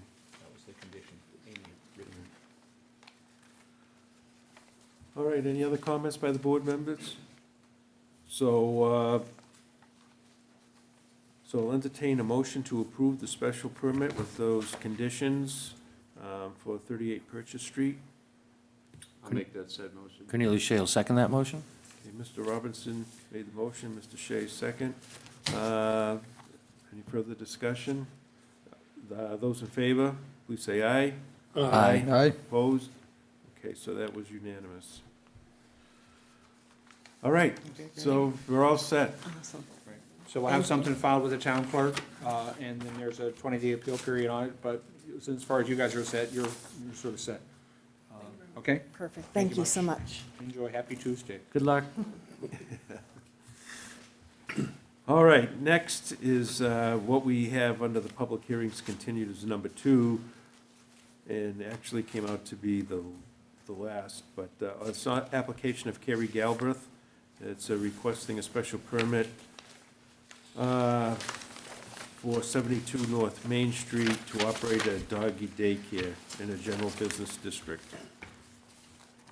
Hello, If you could give us your names, please, and Carrie Galbraith. And Leanne Schultz? all right, I think, unfortunately, this has taken a while, and I'm Oh, no, sorry it- about that. Nope, it's all good. There's still some stuff that apparently needs to be taken care of as well. Yeah, So, first of all, thank you all that did come out and check out the site for us. I am meeting with an engineer. I have an engineer. He is going to meet with me tomorrow morning at 8 a.m. at the site to check the wetlands and the boundaries and whatever they do. I did meet with Brooke also this morning at the site. She seemed to think that it wasn't going to be a huge issue. I will have to go through conservation for that stuff. There were a couple of questions from Board of Health. One of them is actually about the well and where the well sits. The well actually is inside the building. The initial plans that you guys have are from 1978. So I think my engineer, when he does all that, it's like a full site plan, and I don't understand the entire process of what he's doing, but he seemed to know what he was talking about. One of the questions was about whether we were gonna groom or not. I initially stated that we were gonna do exit baths, not full-on grooming, nothing like that. However, dependent on cost, because I did also bring that up with the engineer, the concern with the septic and everything being kind of washed out there. And he said there is, again, I don't understand it all, a gray water tank that they can put to the outside of the building, and then it just gets pumped regularly. So grooming, all dependent on cost of that and how that would all work, in the end, could potentially be off the table at least for a while, so we may have to come back for a different permit for that. I'm trying to think. I think I sent you guys all the information of the materials that we were going to use. Board of Health had also asked about waste. And so generally what we do is we pick it up, it gets picked up constantly throughout the day. It gets bagged, and then it gets thrown into a dumpster, and then the dumpster they come pick it up out of the dumpster. I think I did talk with the Board of Health a couple of weeks ago, and I guess he's gonna look into it a little bit further, but, one of his questions was, what happens to waste inside the building? Solid waste, I know you can deal with that, but, what happens to the liquid waste from the dogs? Where does that go? And so he was wondering if you have to wash down the floors and. Well, yeah, you have to mop it. I mean, there's disinfectants, so generally, one of the ones that I really, really like to use is Odoban. It's people-friendly, it's dog-friendly. And that is, you wipe it up, but you spray it down, you let it sit, then you wipe it up again. But animals and humans can walk on it immediately. We're gonna have some turf outside, pet turf, so that will also help a little bit anyway. in regards to absorption, cleaning it up. Organic, I actually printed out, I can give it to Tom. I printed out a couple of different options that we have for disinfectant, sanitization, everything, again, it's organic. I have the concern about the wetlands as well, so it's not, I'm not brushing it off, shoving it under the table, nothing like that. I want to make sure that we're following everything to make this work for everybody. Other than that, when I talked to Brooke, she gave me the notice of intent. I picked that up tonight. She had it all set up for me, the paperwork for it. So I'll give that to the engineer tomorrow. I think he does all that. He said that we'll get into a little more detail about that tomorrow. Yeah, generally you have to bring in unfortunately, it kind of got into a bigger project than. Of course. Yeah. Of course. Than you probably anticipated at first. But, yeah, when I opened up the folder for the building, and I think that was before Tom came on board as our planner, I noticed that some of the older plans that indicated there were possible wetlands out back. So generally, you have to have a wetland specialist go out there and take a look at it and flag it, and then the surveyor goes out and locates it. And and that has to be put on the plans, and Yep. then the conservation will take a look at that to see what they will allow you to do out there. Absolutely, absolutely. So, Well, she told me today to get the notice of intent, get the engineer out there. He did tell me that they have in-house people who do the wetland stuff. It's Baxter Nye? Yeah, Baxter Nye Engineering. So he said that they'll have their in-house guys come out and they'll do all the flagging. There was actually a couple of things that Brooke saw out there today. Again, not that pertains to anything other than the fact that there were a couple of dead trees out there. My husband happens to be a tree guy, so if anything comes down, I know we have to do permits and all of that stuff, but pretty much anything that's just dead or dangerous would be anything that would come down. There is no landscape change happening. Even the fencing is going to be, the goal is to not change the landscape as much as we possibly can not change the landscape. So fencing-wise, it will be kennel fencing, which means it does not necessarily have to be tacked into the ground. We don't have to dig holes, we don't have to put cement in, we don't have to change any of that either. so we still get some work to do on Oh, we this. do, we definitely have some work, so And- this is not I'm not looking for you guys And we- to yeah, approve my so we- permit tonight, believe Yeah, me. so we- Not even close to that. So you really don't know what you can do for fencing until it's flagged and conservation takes a look at it. And to see- Correct. Yeah. Correct. Well, the kennel fencing, because it doesn't go into the ground, it shouldn't be a problem being able to use it. It's just a matter of where it can go. She pointed out one spot, and it looks like that's kind of closer to the building, closer to the end of the wood line. But when I had talked to her about that, I said, so is it possible to like kind of notch it out? So meaning the fence line, instead of straight down the back, it would come out, would notch it, and then it could kind of cut over and come back along. It'll definitely be closer, what I initially emailed you guys, that had just my numbers on how, the length of the fencing and all of that. I don't know if everybody got a chance to look at it. It's definitely going to be shorter than that. And that has to do with just stuff that I looked at personally with the GIS mapper. I am a person who I should have been a detective, is really what I should have been. But I absolutely look at everything, I would prefer for me to find the problem before somebody else does. So I can come and say, okay, so this is a problem, how can I fix this? So my face is in a computer all the time looking at stuff. So until really the engineer comes out tomorrow, there's not a whole lot more that anybody can do about anything until he says, yeah, this is a wetland and we can get this tagged. He said it's probably going to be another couple of weeks before that gets done. And so I haven't bought anything yet because I want to obviously do the approval process, but Brooke did say that I could start the conservation process prior to getting your approval. I thought, when I had read the town bylaws, that I needed special permit approval before I could go to conservation, but she said, no, that's not the case, you're kind of working in conjunction. So that's kind of sort of my goal, my short-term goal right now. Okay. So it looks like we're gonna have to continue this Yes. meeting. Absolutely. Did you I have just wanted to anything? kind of sort of give you an update and see where we are, and Sure. if there's anything that you guys thought about, that you thought I should look at.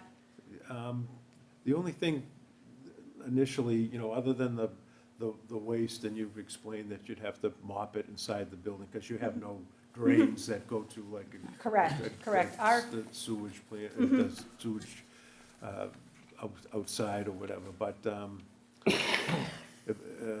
However, if a gray water tank works out, then Yeah. maybe I can get an extra large one, we can just, because that would be Yeah. amazing. It would be so much easier. so I guess, you know, the Board of Health would have to take a look at that, you'd have to discuss that with Yep, them. yep, absolutely.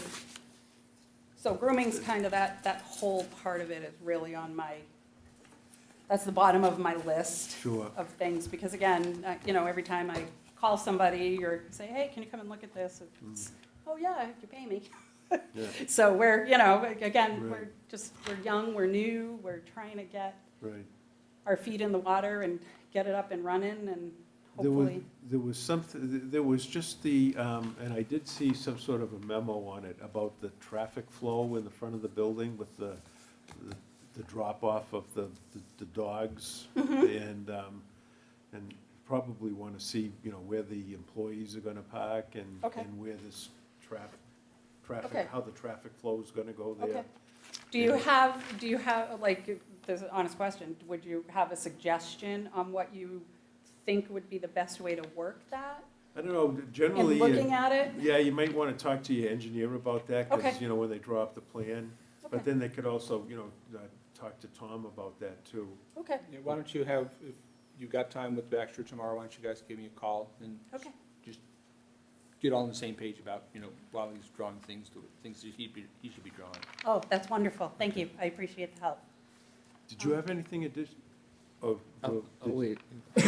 No, just the fact that we had looked at a number of different things. There was concerns about, you know, questions from the board about the number of dogs and things like that. So I went and did a little research. The planner in Kingston, someone I've known for a long time, she's actually was very involved in the dog permitting business. So I took a site visit, talked to them about what they're doing in Kingston. And based on those requirements that Kingston has for 2 staff per 15 dogs and 25 square feet per animal, it looks like from scaling off what's in the plan that Carrie's provided for us, that, you know, with the minimum square footage they're showing, you could house a maximum of 142 dogs if you had 10 dog handlers plus staff. I don't know that's the number that she's looking for, but just because we don't have a whole lot of detail on things like that, so I'm looking at what other people have done for models. So just making sure that there's sufficient room for what they're gonna have. The traffic plan, I talked to the building commissioner about the materials for the walls. He said both the FRP and the HDPE sheets for the wall coverings are acceptable. I included a link, not just the link, but the actual products for the screening and the fence extenders that they had provided for us. So you've got hard copies of those. In talking with the fire chief, we did get our deputy fire chief, he did send us a memo as well about, you know, carbon dioxide smoke detectors would be required, and the standard of fire, on the standard on fire and life safety in animal housing facilities, they're required to put together a written procedure for disaster emergency management that they'll have to provide for us as well. So as I get things in from people, I forward them on to Carrie. Yep, Right, for the- that's our exit strategy. For the evacuation and containment of, right, Yep, so you yep, so absolutely. can't just open the door and. You mean Route 58 wouldn't handle? It'd dogs handle it, running down Route in the 58 woods? wouldn't be, wouldn't be troubled by it Yeah, at all. No, again, the plan, the initial plan that we have is that the exits out for the dogs will be in a fenced-in area anyway. Okay. That is, our aside from, obviously, you know, our neighbors, and we want to, again, we want to be friendly to the town, but we want safety. Safety is huge, health and safety. So that comes down to our cleaning procedures, our dog procedures, our training procedures for our staff. We all just went to a playing seminar a couple of weeks ago. And that was nice too, because you don't just learn how to play with a dog. One of the things that we were talking about was dog drive, what to look for. Again, because once the energy gets to here, you can't stop it. So our goal is to stop the energy here. Meaning, yeah, you can play, but at the same time, you can't get crazy. And I think we all have enough experience and training to learn that. And then anybody else coming into the building, we're gonna have there has to be training for them as well. We can't just throw people out on a floor with a dog. Usually doesn't work out so well. All right. So if I can, go ahead. No, please, Tom. Well, I was just gonna ask, based upon going to conservation. Yep. Hiring your engineer. Yep. I'm just looking at the next date that we'll be talking about this. Likely not in 2 weeks, but likely at least a month out. So,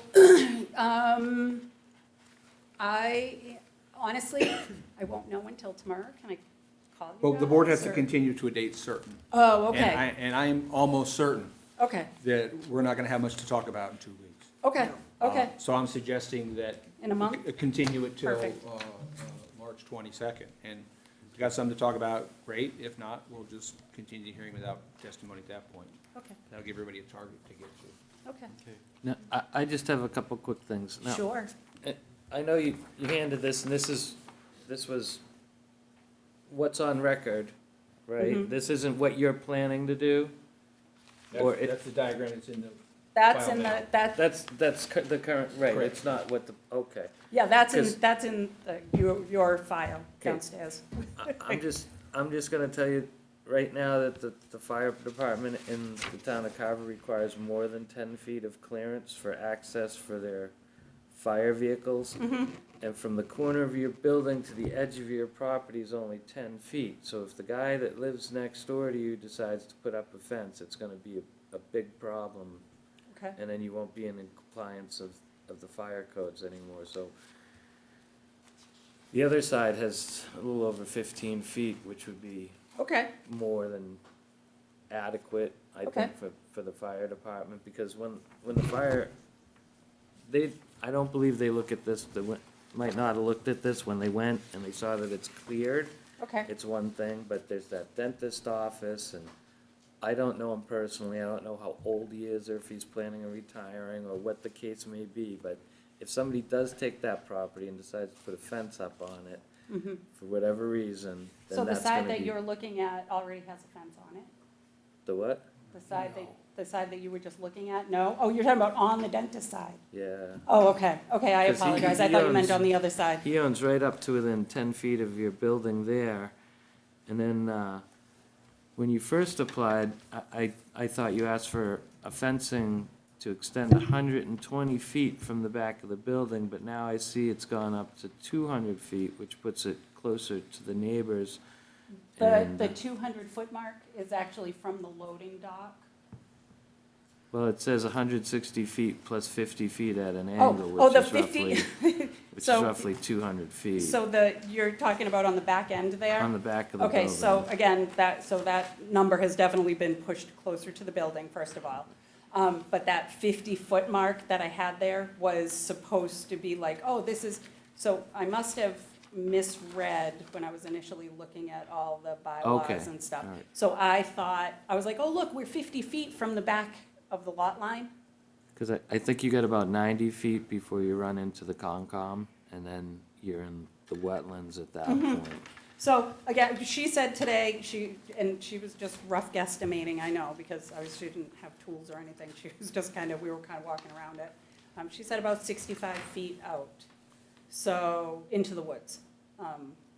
But again, until the engineer gets in there. She would know better than me. Yeah, and I don't know either. They would all know better than me. I just went, oh, can I work with this? And she thought that we could.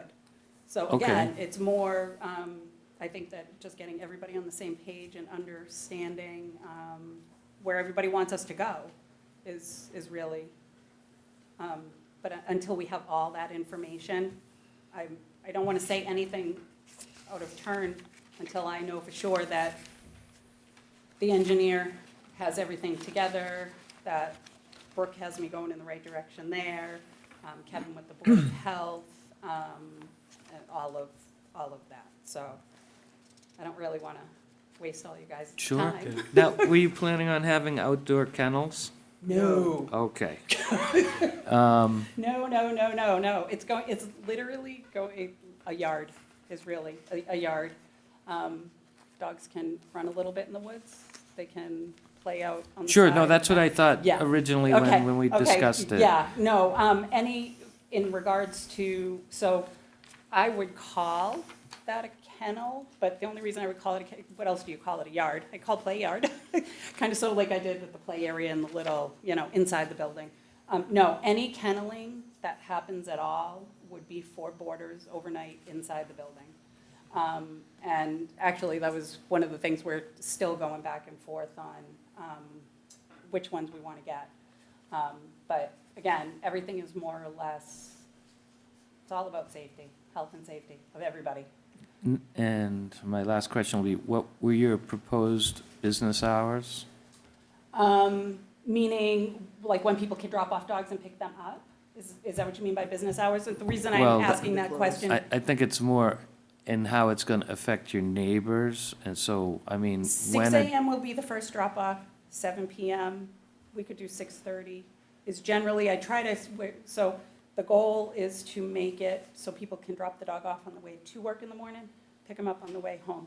What I have found in the past, generally by the time, we'll call it a full house, which by the way is obviously not going to be day one for us anyway, it could be 6 months from now, but generally, by the time all the dogs are in the house is somewhere between 8 and 9 is when that's kind of sort of where you hit your peak of drop-off.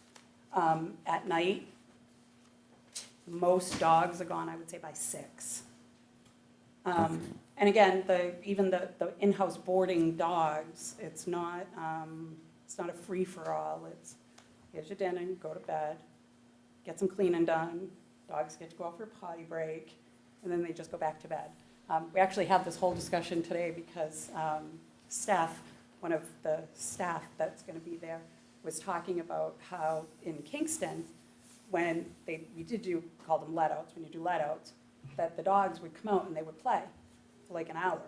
Well, the problem with them playing for an hour was they also played from 6 a.m. to 6 p.m. every day if they were boarding. So they're out on the daycare floor and they're playing, and they're toddlers and they're overtired, and then we let them eat and take a 2-hour nap, and then they come out and they play for an hour, and then by day 4, they're miserable.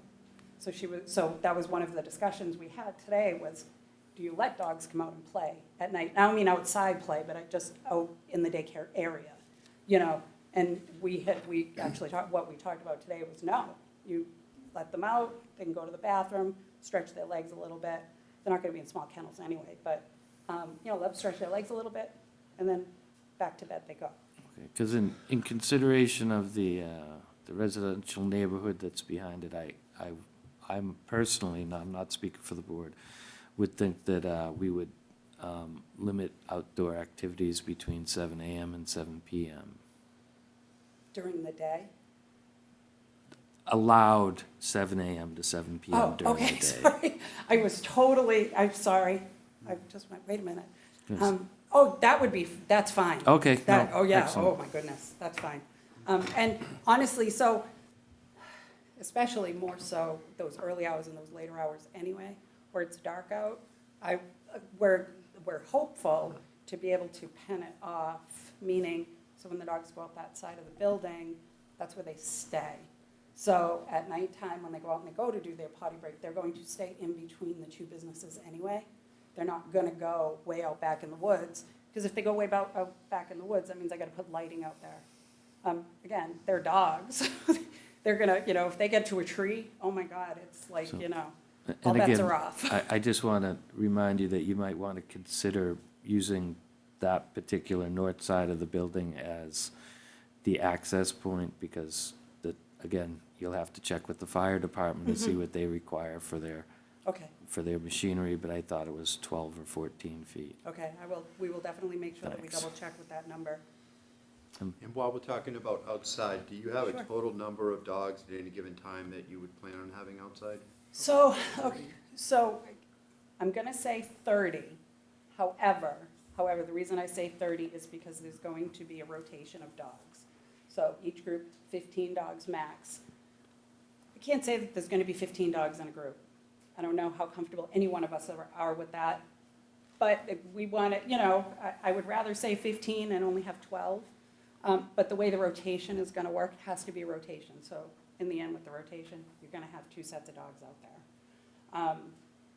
Not necessarily playing all at the same time, but there will never be more than 2 groups out at a time. Is there going to be a separation in there? So yeah, that was one of the other things that we had talked about, and again, I will have to sit down and hopefully my engineer can help me figure that out, how to manage, almost like an entrance and an exit type thing.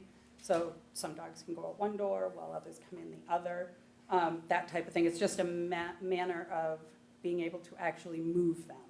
So, in knowing now about the fire with having that. You can check with them, they'll tell you. Yeah, oh, absolutely, oh, don't- no, but it's something that I would rather just keep in the back of my mind anyway. So when we get that all down, I want to make sure that everything is, again, it's safe, it's healthy. I don't want to put anybody in a bad spot, and I don't want to put any neighbors in a bad spot. I really don't. Right, because in your yeah, particular business, they could be your worst enemy. Without question. And I learned a lot in Kingston. Believe me, I learned a lot in Kingston. And their neighbors are actually kind of up and back a little bit, so it's not as much. And one thing that I did notice today, the topography of it, is that it is actually kind of uphill a little bit too. I don't know if that really matters sound-wise, but one of the things that we had discussed in putting the sound barriers up, and I don't even know who to ask about this, but I have to do a little research on it. So when we were talking about angling them, in thinking about it, I said, oh, instead of angling them, if we put them flat, does it catch the sound coming up?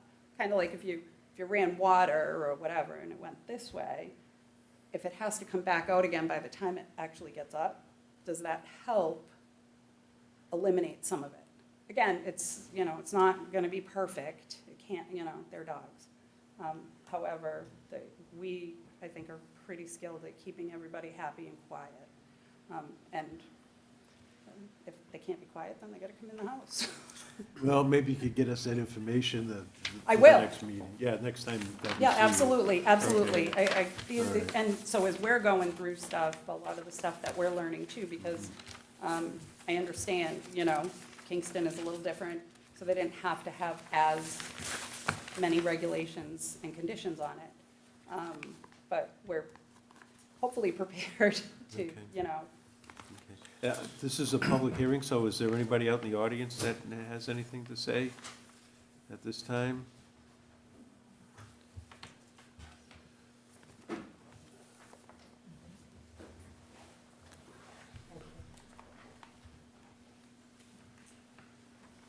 Judy Richards, 5 Lillian Way. I do border them. They sound like they have their finger on the pulse of things this time. They're addressing a lot of the issues. Yes, there are wetlands there. There's woods out back. I feel bad because they're not buying this building and they're doing all this renovation and they have to worry about water runoff and all the other architectural issues going on. My issues are the fence out back. If they're going to walk the dogs, they should be fenced in. As far as the traffic flow, I mean, that's their business. But yes, if there's a fire there, the trucks to be able to get around, but they seem to be addressing it. I just want them to know that I'm for them having a business, but I'm also concerned about my livelihood, living at home and having peace. But now that we know that the meeting is going to be continued on, we'll let them finish their planning. But I just wanted to let you know I'm still going to be involved and Okay. be aware to make sure things are handled properly. Okay. Thank you. Okay, Thank you for your time. All right, so I'll entertain a motion to continue this public hearing for 72 North Main Street to continue to March 22nd at 7 o'clock. I'll make that said motion. I'll second that motion. So, a motion made by Kevin Robinson, second by Mr. Shea. Further discussion? Those in favor, please say aye. Aye. Opposed? Okay, so that's unanimous. So we'll, hopefully you'll have everything ready for us the 22nd. and I hope so. We'll see if we can finalize this thing. Wonderful, thank you so much. Okay, thank you. Take Thank you care. for all your time.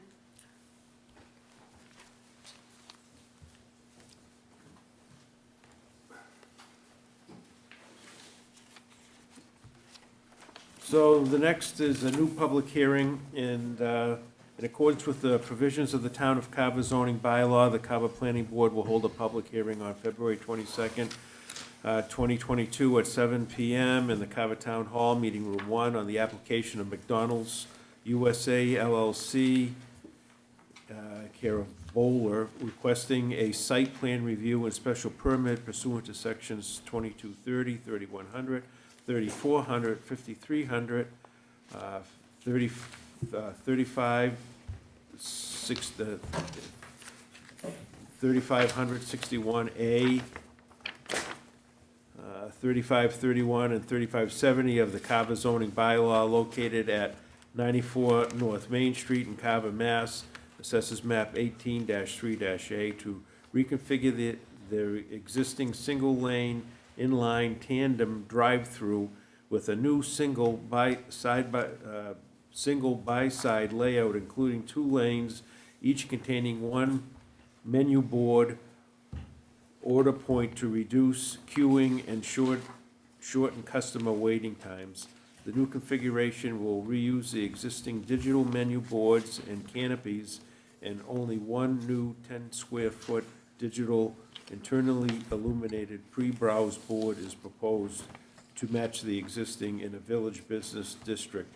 Any persons interested in wishing to be heard should appear at the time and place designated. A copy of the plan is on file at the planning department and may be reviewed during normal business hours.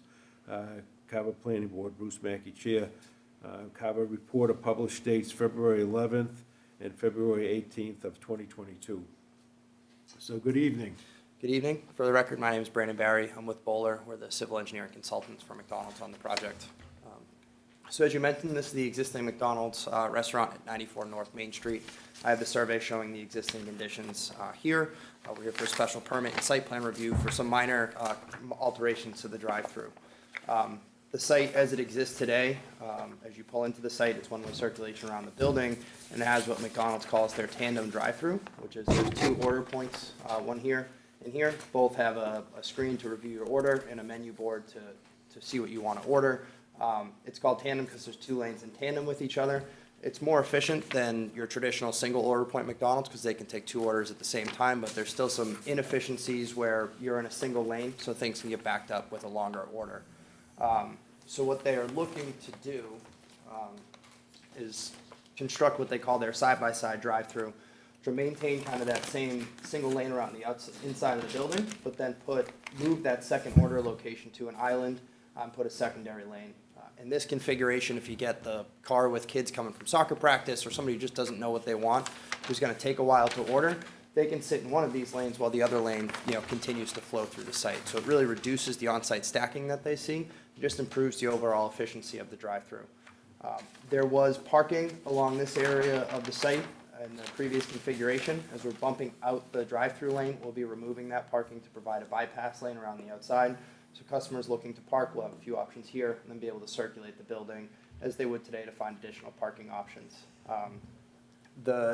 On site today, there are 2 menu boards, 2 order points, and then a single pre-browse board. The menu boards and order points will be reused in this configuration. The pre-browse board will be maintained on the interior lane, just relocated, and then a second pre-browse board will be proposed in the second lane. That just gives the customer second in line an opportunity to start reviewing the menu. And then the one other item that's part of our sign permit application, which is next, there's a clearance bar installed today that just has a single arm that hangs out over the lane so you don't hit the canopies on the drive-through. That'll be replaced with a double canopy. So right at the start of this island, there's a canopy that will extend over both lanes. Instead of having two on each lane, you just have one right in the center. A pretty minor change on the site, just with McDonald's transitioning to much more drive-through use, especially given the last couple of years, looking to make the site more efficient and just move the cars that they're currently seeing through the drive-through on site. Certainly take any other questions or comments the board may have on that. The parking spaces that are going to be eliminated, are they going to be replaced in another area, or do they need to, where there are more parking spaces than required? So 9 parking spaces are required per the town zoning bylaw. There's 50 on site today, and we're removing 9, so it'll drop it down to 41. So we're compliant with zoning, and McDonald's operational team and the restaurant ownership have reviewed it and feel that the 41 spaces are sufficient for their needs. Again, they're seeing much higher drive-through traffic than they are kind of eat-in traffic on the sites nowadays. My concern is delivery service, trailer truck coming in.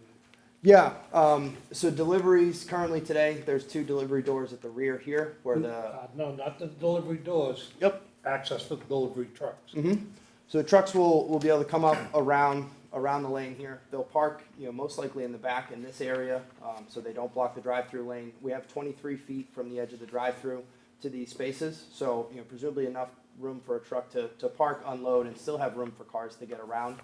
They schedule all their deliveries, so they try and do it during as much off-peak hours as they can. Truck will pull in, they'll come right off the back of the truck into the 2 delivery doors here, and then move him around the site and out. So very little change to how the delivery trucks are accessing and circulating the site today.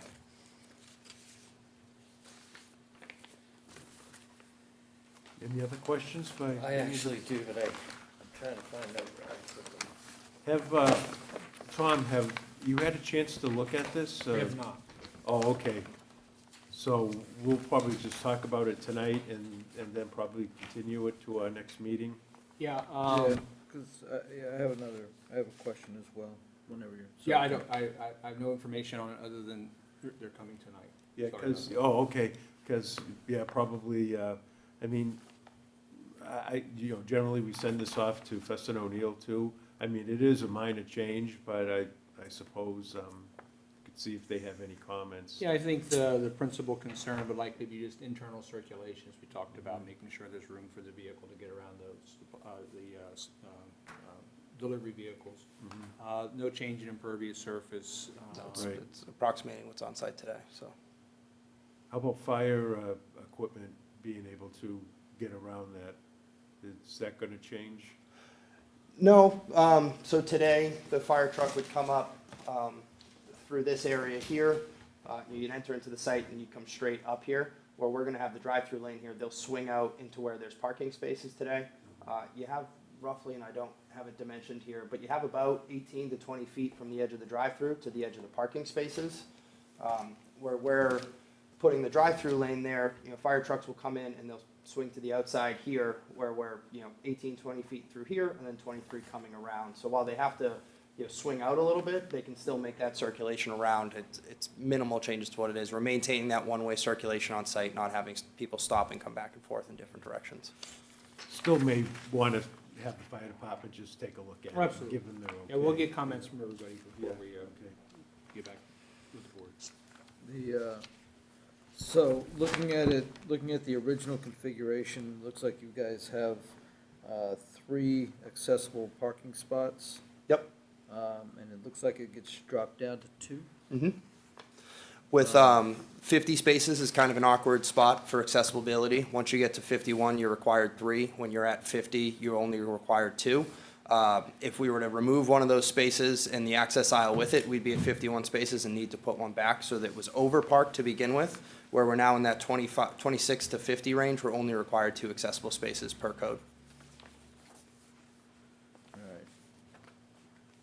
Well, with regards to the previous existing stuff, did you guys see regular usage of all three? And is this gonna put a strain on that part of your customer base? That it's gonna put them in an awkward position where where that fills up quicker, and now they have to go through and have to walk across the drive-through? I don't have any hard data on what they're seeing for accessible parking spaces being occupied. As I mentioned, McDonald's operational team corporate reviews it to make sure that deliveries and the drive-through works, but then the local ownership gets final say in this. Yep. So they've reviewed the site plan, and based off what they're seeing and what their team at the restaurant's seeing, they don't have any issues with the number of accessible spaces that we're providing. And can you just point where those AC spaces are at?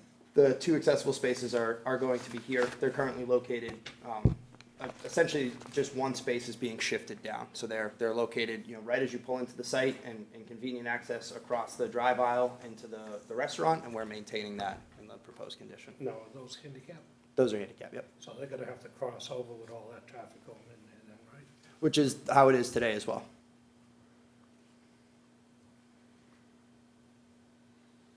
Just with one lane, that's all you have to worry about. 2 lanes, you worry about more. So here so where they are today, they're right here, and they would cross over the drive aisle going around the drive-through, and then the single drive-through entrance, or single drive-through lane. And then in our proposed condition, they'll cross over the lane that goes across the drive-through, and then just the single portion. When you enter the drive-through, it's a single lane and then split. So it's the same distance that they're traveling. That's why we look to shift them down, to make this bypass work, and so they're not crossing over where there's 2 drive-through lanes instead of 1. So properly striped, and the spaces are right there, and it's right as you're entering the drive-through, so it's in a relatively low traffic area, or low speed traffic area. You wives to do a sidewalk down there just to take a look to see, Do a site walk? well, just to go down, just to take a look and get an idea where it's gonna be set up and, I mean, it's not really a sidewalk, but, a visual look or something. Yeah, I mean, you could go down, generally something this small, we don't, but I mean, if you, Because, I mean, the back of my head, I don't think there's enough room, from what I see, because I've been in there a couple of times, so what he's proposing is kind of like conflicting to me, you know what I'm saying? Like how wide it really is, according to what he's saying, that's all. I think it could be. That's not an issue, is it, Yeah. going down there, just taking a walk around, look at it? I think what could be, in today's configuration where you have a 10-foot drive-through lane, which you're probably seeing some cars stacking in, then you have a drive aisle, and then you have cars parking, probably feels a lot tighter. That's what I'm saying. Where we're taking that 20 feet that cars are currently used to park and shifting that lane that you're driving around the drive-through, that's all shifting into where the cars are parked. So I think that might be why you're kind of having trouble visualizing the space, just because you're used to pulling through cars on one side of you, cars on the other side, whereas we're going to remove the cars on one side to make some of that space up. Yeah, and Rich, looking at it, I think even just going down there and trying to visualize it, I think it's gonna be difficult unless they put some paint down. Okay. Unless they paint out some borders, or at least cone out some borders to really kind of demonstrate where things are gonna be, how things are gonna be looking. It's gonna be, even going on site's gonna be difficult to All right. Can you put some temporary markers out there, some temporary paint on the site where the, We could try and do that, see if we could work with local ownership or get like one of our interns to potentially go down if it was truly needed to be done.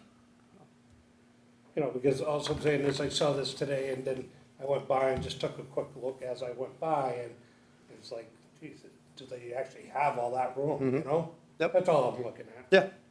Yeah, I mean, I feel confident that we have the room where actually the interior lane, where it's 10 feet today, gets a little bit wider, and then we have a 6-foot island separating them, then 10 feet to the edge of our external lane where you'll be coming around, and then 23 feet from there to the curb. So, looking at that, knowing that we'll have 23 feet for cars to get around the aisle, where I think it's only about 18 feet today, that drive aisle as you come around where people are ordering will actually probably feel wider than it does today on site.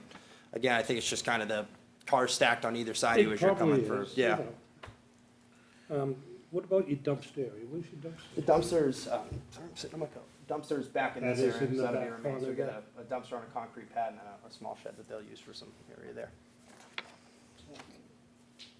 I mean, you could go, I mean, something as small as this, sometimes, I know a lot of people say I like to see it out in the field, but that's, for me, having been in the engineering business, it's easier to see it on the plan than it is to see it in the field sometimes, but,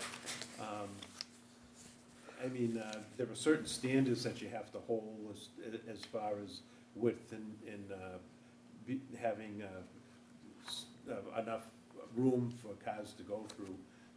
Andy will take a look at it from Fuss and O'Neill too, and there are certain standards that they have to go by too, so. Oh, we're gonna have other Review that. meetings on this anyway, so. Yes. Yeah, I could go there and get something to eat and just take a look at it. Yeah, You know, yeah. I mean, if the worst case scenario, that's all. Yeah, As I'm saying, it just kind of doesn't look as big as what he's proposing, you know what I'm saying? sure. Oh, but I'm sure it is. Yeah, I'm well, it not has to, saying it it's has, not. yeah, it has to be to work, yeah. Yeah. And, but I'm sure if once Fuss and O'Neill takes a look at it, I mean, they've probably done 1 million of these things, so they could, but I mean, you certainly could take the plan home and, go to McDonald's and, pace it off or whatever and take a look. Any other questions? I do. If you're reconfiguring the parking lot, are you going to provide screening on the, I'm guessing it's the north side of the property? At the rear here? No, that's the west, so, yep, where your hand is, that's. Along this side here? We're not proposing screening at this point in time. I believe we have another commercial use in this area, and then they have a pretty healthy, landscape screen along their property line. If you're updating, and then you're gonna have to bring it up to the current codes, which I believe requires some amount of screening. So you might wanna check on that. And can you give me a calculation on the total amount of signage that is currently on this property? And that includes banners hanging from the ceilings, window signs, and everything else. Window sign is still calculated in. You get the big one out front, you got the one in the building, you got at least 3 on the side, and then, just looking at this picture, I can see that all your front-facing windows are almost completely covered with signage. You have banners hanging from the ceiling, and that's just the front of the building. That's not even coming down the drive-in lane, so I think you should consider that when applying for new signage and what's allowed in this town. Yep. I don't have a full review of the building signage. We're not proposing any building work, and I understand the building was renovated, I believe, in 2019 or even 2020. They did an update. I assume any building signage would have gone through with that, so I hadn't taken a look at what the Well, you're buildings. currently asking for more signage, and I'm asking you to tell me how much you currently have on that building, and that includes window signs and banners hanging from the roofs and everything else. I'm not concerned about directional signs, enter, leave, or the bar that goes over. But I see, just looking at the picture, I can see that the front windows of the facade of the building are painted. You got banners hanging from the eaves of the building. That's all signage as far as the town is concerned. So. Okay. And you get signage on the side windows, there's a lot of signage here. So it would help me to decide if you're in compliance with our laws, then it makes it a lot easier for us to approve additional signage. Because this is gonna be, when you expand this and you double this out in size, that's gonna be considerable visual impact too. that We can have certainly to get a take value on the number of signage on the into building. consideration. Thank you. I think the last time that you updated, that may have been, or last time McDonald's updated, that may have been, that we approve some of those new signs and I- everything too, yeah. Any of the permanent wall signage, we would have included in our sign package for the elevation updates to the building, which, like I said, was late 2019 or maybe even early 2020. That's also when the tandem drive-through was implemented, so all of the current drive-through features that we were looking to relocate would have been approved as part of that package. Having worked on a lot of McDonald's, I can say that sometimes the window signage and other signs that end up on the building, you know, are kind of handled by local owner-operators, but the permanent signage on the site, we would have had all reviewed and approved as part of that last Right, update. yeah, I don't remember, you know, looking Yep. at window signs and stuff like that. So we can Those are take a just- look at, we'll have some of that sign information from the remodel to the building, and then can look to get some information on any of the other signage that may have been put on. Okay, That was June 25, 2019, it looks like. 2019, yep. And you might consider a little bit more robust screening out on the corner by the street to kind of bring down the visual impact that this will have. That's just these are just my personal opinions and shouldn't reflect the views of the other members of the board. Yep. We like to hear all comments and address as much as we can. well, actually, the McDonald's is a pretty clean place, and the building looks great, and the yards always look great, and there's no trash around. You know, to me, it's, you know, a well-kept business. All right, so it's a public hearing. Is there anybody out in the audience that has any comments? Seeing none, probably continue this, Tom, to March 8th. Yeah, I would venture to say, based on the minimal amount of changes and the review by Fuss and O'Neill and the fire department, largely for internal circulation, I would venture to say we could probably have something back here for the meeting on March 8th. Okay. So entertain a motion to continue this public hearing for McDonald's to March 8th at 7 o'clock. I'll make that said motion. Second that, Mr. Gasky. Let's give John one, okay? Yeah, Did you give John one? Okay, I so did, I gave. Kevin made the motion, John second. Further discussion? Seeing none. Those in favor, please say aye. Aye. Aye. All right, so it's unanimous. All right, thank you. Oh, so the next, we had a sign permit to go with this.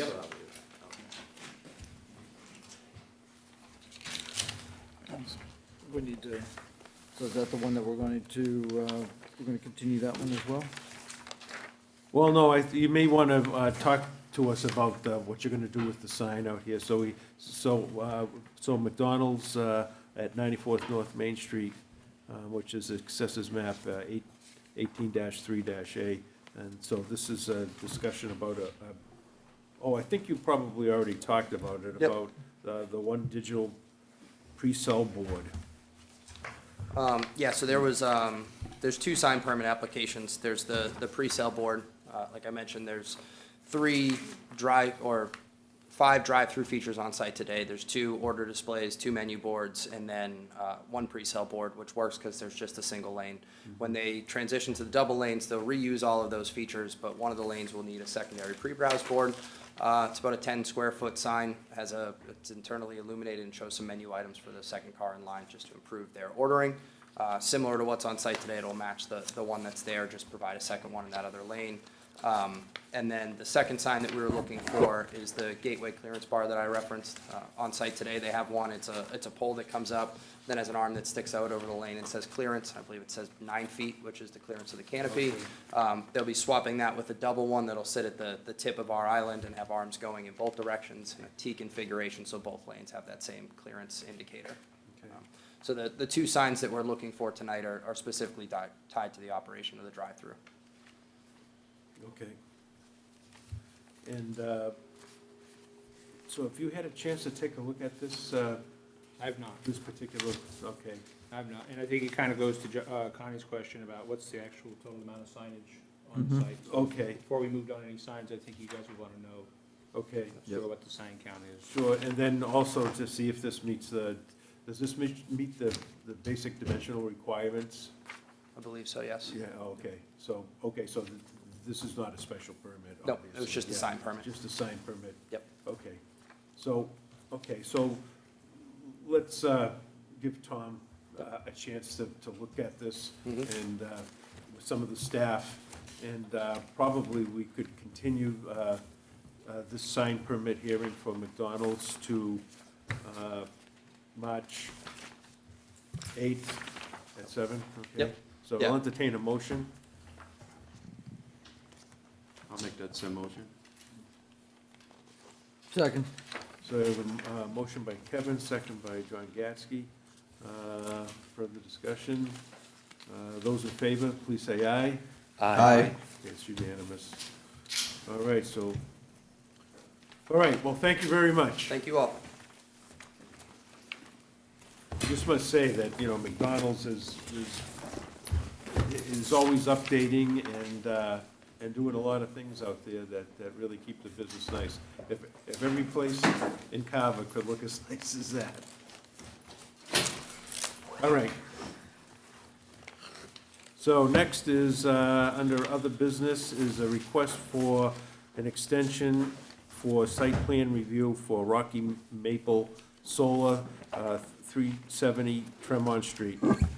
Solar map 128 lot 7 and map 128 lot 8. And this is brought to us with a discussion and possible vote this evening. Good evening. Sarah Stearns with Beals and Thomas.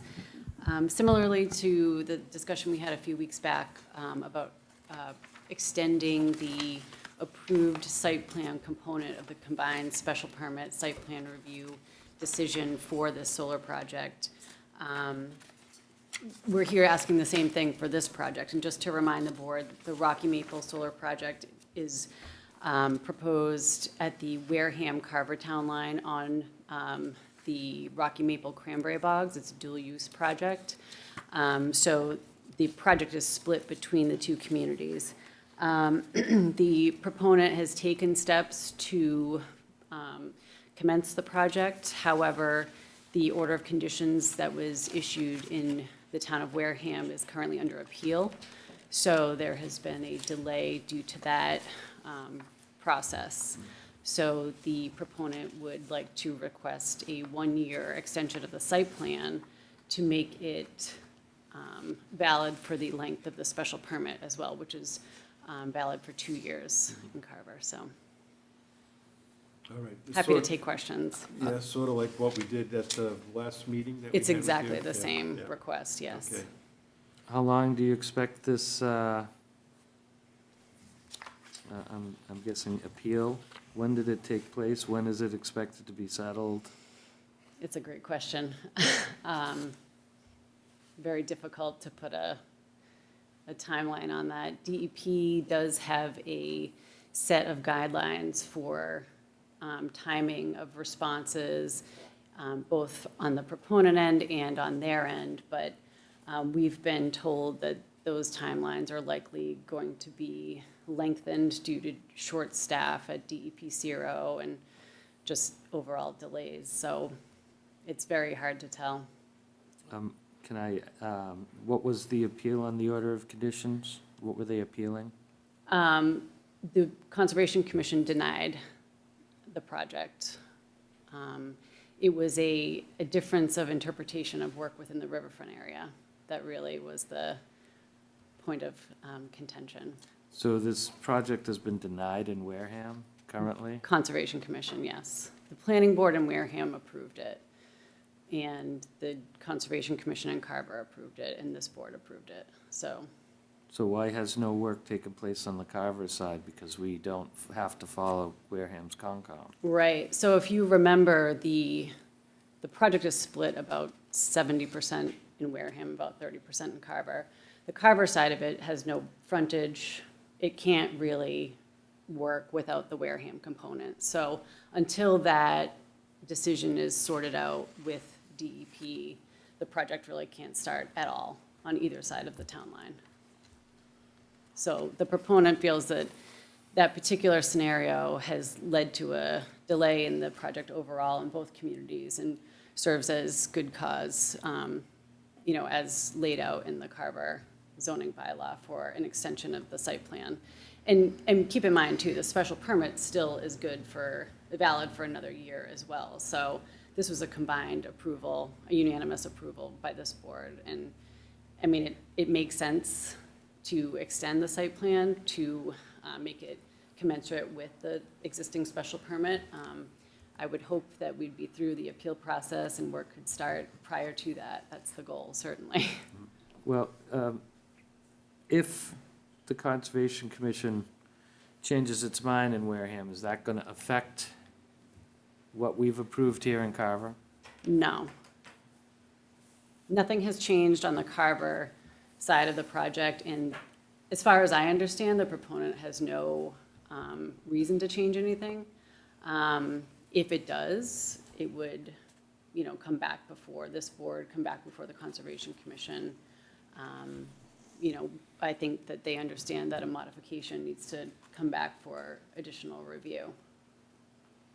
Under the special permit? Well, as we talked about last time and on other projects, I don't think there's any change to the use. So the special permit, unless it changes drastically from the proposed solar project, would not need to be revised. Right, you're If you're I'm not understanding planning on that changing correctly. anything on the Carver side, though, just trying to satisfy the Wareham side? Yeah, and honestly, I don't know what's gonna change on the Wareham side either. That's up to DEP and Superior Court to tell the applicant what they feel is appropriate for a change. So we're waiting to hear that. We've had a site visit with DEP to discuss the order and where we go from here, but that's basically as far as we've gotten. Does Now- this have anything to do with CCA polls or anything? No, it does not. Okay, just, Now, so did you apply for this at the same time between us and Wareham? Considering the majority of it's in Wareham, I would have thought you'd apply to get their approval and then come through us. Well, we started with the Carver Conservation Commission, then came to this planning board, then went to Wareham Planning Board, and then went to Wareham Conservation Commission. There was some overlap with all of those reviews, but a lot of these communities have meetings on the same nights, so it was staggered a little bit so that Well, the project could be reviewed if the within. Carver side is dependent on the Wareham side, I would think that good business sense would make you get the proper permissions through the Wareham side before pursuing anything further on. Yeah, it didn't work out that way. All right. I don't think the proponent was expecting that the Wareham Conservation Commission review would go that way, certainly. All we can deal with at this point is just what our board has, and what's in Carver. Whatever happens in Wareham, happens in Wareham. But, and then if the project doesn't go, then it doesn't go, that's all. But we could still, I don't see any reason why we can't do the extension for a year. I have no problem with that. Any other questions? So let's take a vote. hold on just a second. I do have one question, and I think it's gonna be more towards Mr. Bott.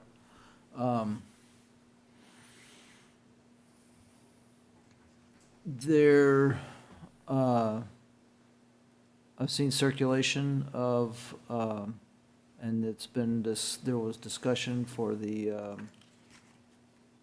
select board of a moratorium on construction to be on the warrant for the town meeting. How would something like that affect Doesn't affect anything that's what previously we- permitted. what we do? Doesn't affect anything previously permitted, just things coming forward. Okay. So if it's a brand new application, there's a moratorium, you gotta wait, but if it's in the queue, it's already been permitted, moratorium doesn't affect it. Okay.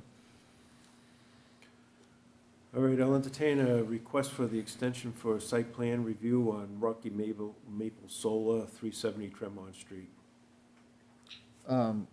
I apologize, I got one more question. Based on what was, looking at the signature page, I was absent for the last vote. I was absent for the vote on the special permit, or at least, Yes, that's right. You were not here for the yeah. final vote on So, the decision. do we have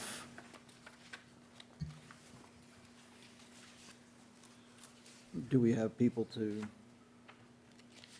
I'm not gonna be able to vote on, I'm not gonna be able to vote on this, can I, or? Or is this gonna be a separate? plan, not a It's gonna be a special separate permit. issue. It's a site plan, not a Site special plan, permit. okay. And there's no supermajority required. So if you Okay. got three folks who are in agreement, then we're good to vote. But All right, I don't see an issue with you voting on extending a site plan, okay. but I don't see an issue with it. Okay, the motion's still on the table. I will motion to extend the Oh, site plan okay. for 1 year till March 23rd, 2023. I'll second that. Okay, a motion by Mr. Shea, second by Mr. Robinson. Those in favor, please say aye. Aye. Opposed? Okay, it's unanimous. All Thank right, you. thank you. Have a good evening. You too. All right, so I have an open meeting bylaw complaint, and having gone through these a few times, the first thing I have to do is read it, and then hopefully, and then to vote to have it handled by the town council, but let me read it. This violation is from Margaret Sheehan and organization Save the Pine Barrens. And the violation of 940 CMR 29.11A, minutes failed to contain a list of documents and other exhibits used at the meeting in violation of the open meeting law. The minutes from at least January 2021 and continuing to the present failed to contain a list of documents and other exhibits. And then there's a violation of 940 CMR 29.05, failure to review 3 open meeting law complaints. 3 open meeting law complaints were received. The law requires the board to meet to review the complaints allegations. The chair refused to review the complaints allegations. Instead, he repeatedly said, "We're here to take a vote to have KP Law respond and write a letter." In meetings on January 25th, 2022, and February 8th, 2022, the chair failed to provide a transparent and open review of the substance of the complaints, refused to state publicly in the meetings the substance of the complaints. The vote was improper because the board did not review the complaints but ignored the substance of the complaints and merely voted to have KP Law respond. KP Law provided erroneous legal advice to the board. Attorney Questle advised the board that open meeting law complaints are filed with the Attorney General's office. That is erroneous. Complaints are only filed with the Attorney General's office by the person complaining after 30 days have passed and there is no satisfactory resolution. It's 940 CMR 29.05. And so, so the action they want in response to the complaint is to bring the 2021 and 2022 minutes into compliance with 940 CMR 29.11, properly review the 3 open meeting law complaints that were referred to at the January 25th and February 8th, 2022 meetings. So, I don't know if you have anything to add to that, Tom, or? Well, I did get this memo that, from town council, through Greg Corbo. The response is due by March 7th. Similar allegations concerning discussions and complaints have been addressed, and the Attorney General has found that a lack of discussion prior to a vote is not a violation of the open meeting law. And please refer to the highlighted section of page 2 of the attached determination, and let me know what your response is to the allegations about the minutes if you have any questions. So in this letter from Thomas A. Mullen Esquire, which is essentially serving as a sort of complaint regarding the open meeting law, the town council has advised that the chair must disseminate copies of all the complaints to members of the public body, and before responding, must meet to review the complaint's allegations and formulate a response, or meet to delegate that authority, and it goes to CMR. The public body must review an open meeting law complaint, which is, I think, exactly what you just did for this particular one. I must review an open meeting law complaint before authorizing an individual to respond on its behalf. Here, the commission discussed the complaint during, and this is in the case of this particular case that they're discussing here, which was from Raleigh, Massachusetts. And the chairman confirmed that all members had received and read the complaint. The commission then unanimously voted to delegate the responsibility of responding to the complaint to town council. And once the public body has reviewed the complaint during the meeting, its discussion to simply refer to the complaint, or rather than discuss its substance, is the public body's prerogative. So we've taken the complaint that you've got, and you've read what the complaint is. So in the case, and I can't speak to the previous ones, because I wasn't here for that, but in this particular case, I think you've met the requirement that the town council has pointed out. And this is Greg Corbo, town council, who replied to that, not Amy Quissell. Having reviewed it, having brought it up, if the board wants to vote, as I think town council has advised you to refer it to council, that would be the role at this point. If you'd like, I can certainly discuss the matter of the minutes in being in compliance with 940 CMR, if you'd like. I've been here, meeting 2, but thanks for having me back. In looking at the minutes we did before, and a lot of towns are like this, where this changed the open meeting laws a couple years ago, and they didn't note in the minutes all those documents provided to the planning board. They just basically, the minute taker typically just reports what happens at the meeting. So in Falmouth, where I was at before, and in Kingston, they basically had a list of those documents that were at the meeting. The decisions, the plans, the memos. In the case of Mr. Morrison's contribution tonight on federal furnace, I write on the plan, this was submitted at the hearing. And so we add to the minutes all the information that is presented to the planning board. And when this came in, and I looked at the minutes and saw we hadn't done that, well, in the draft minutes we have now, all the documents that are provided for the last meeting are at least in there. And we can go back and look and see what was in the planning board's package and what came in the public record, and go back and fill those in. But it's sort of an oversight that happens, and now that we know it, we plug them into the current minutes, and likely we can go back. Michelle's really good about figuring things out, Jill as well, at what were in those packets, and going back and appending them to the minutes.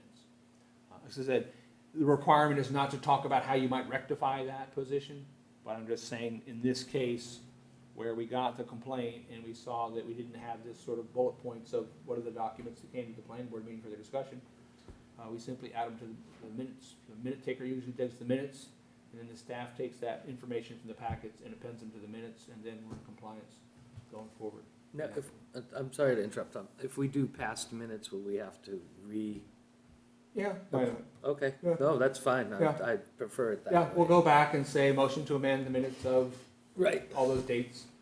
Here's all the information to put in. So it's gonna take a little while to go through that. They're very busy training me down here. Sure, poor Michelle is. So, yeah, she's awesome. She and Jill both. So yeah, we'll go through it and sort those things out. So with the vote from the board to refer it to council, we'll do so. Okay, so I'd entertain a motion to authorize town council to draft a response to the open meeting law complaint on behalf of the planning board. I'll make that said motion. I'll second that said motion. So we have a motion and a second for the discussion. Seeing none, let's take a vote. Those in favor? Aye. Please say aye. Aye. Aye. Opposed? All right, so that was unanimous. All right, so, other business, planning board member notes, I just like to say, it wasn't included under other business, but our next, regular meeting will be March 8th. We do have, possibly 2 nights. Hopefully, we can wrap it up in one, but we're gonna have a joint meeting with the planning board and the redevelopment to talk about, for the town meeting zoning articles. And I've scheduled that on March 2nd, and if it takes an additional night, it'll be March 2nd and March 3rd, and that'll be at the middle school auditorium. So March 8th is our regular meeting, and the zoning articles will be heard March 2nd and possibly the 3rd. Anybody else have anything that they'd like to say? Just real quick, I am on call that week, so I will endeavor to make it. Oh, this is for the zoning articles? Yeah, for the second and third. Oh, the second, third, okay. Yeah. So I will endeavor to make it, but that's what I have Okay. for that particular thing. That's at 7. Yes, all those meetings will be at 7, yeah. March 8th, regular, and the 2nd and possibly the 3rd will be at 7. But that'll be at the school. The 2nd and the 3rd will be at the school. At the school. Well, you know, it's. Oh, sure, there's a lot on There there. might be, I have no idea how many people are gonna be Absolutely. there. I mean, it may be a few, it may be 100, so. And I just I'd didn't like want to to- jam everybody into one small room. Well, I want to remind the town that these are all changes going into the zoning bylaws or various other laws, depending on what committee you're on, that are gonna, at some point in your life, affect you, your property, in some way, shape, or form, and you should take an interest in it. You should show up and voice your opinions, and for sure, show up at town meeting to vote on it. Absolutely. Well, generally, I'd like to see more people show up for the initial meetings for the articles, and that usually doesn't happen. So what happens is everybody shows up at town meeting and tries to discuss it and change it then. It's much easier to do it when we have the public hearings for the articles than to run town meetings for 1 or 2 nights or late at night, so. Absolutely. Now, where can they get a copy of these all of the proposed? They can come right in here and get them, right? They're not available online, or are they? They're available online. They are. So take a look at them. Go online to the Town of Carver website, look at the proposed draft amendments to the bylaws, and hopefully we'll see everybody on March 2nd and 3rd at our meeting. So to that little direction, so on the Carver Planning Board page, we added an extra blue button on the left. It says zoning articles for town meeting. So everything's on there. I am making a map that shows the area that is being petitioned to be included in the non-medical marijuana area. So it's identified in the zoning language, but we're putting a map together for that, and that'll be posted up here in short order as well. Now, have we managed to dig up the most recent copy of the TDR bylaws? There's always a list of things for me to do. I know, I just Yeah. want to, Yeah. I'm just checking. Yeah, I have not taken a deep dive into the TDR bylaw. I have not taken a deep dive into. No, I'm just looking to see if we've managed to get a hold of the file on it that, for the current, what's being proposed for the town meeting. But we obviously have our article language is being proposed. That's that's posted online. that was a draft and wasn't, it wasn't the last as approved.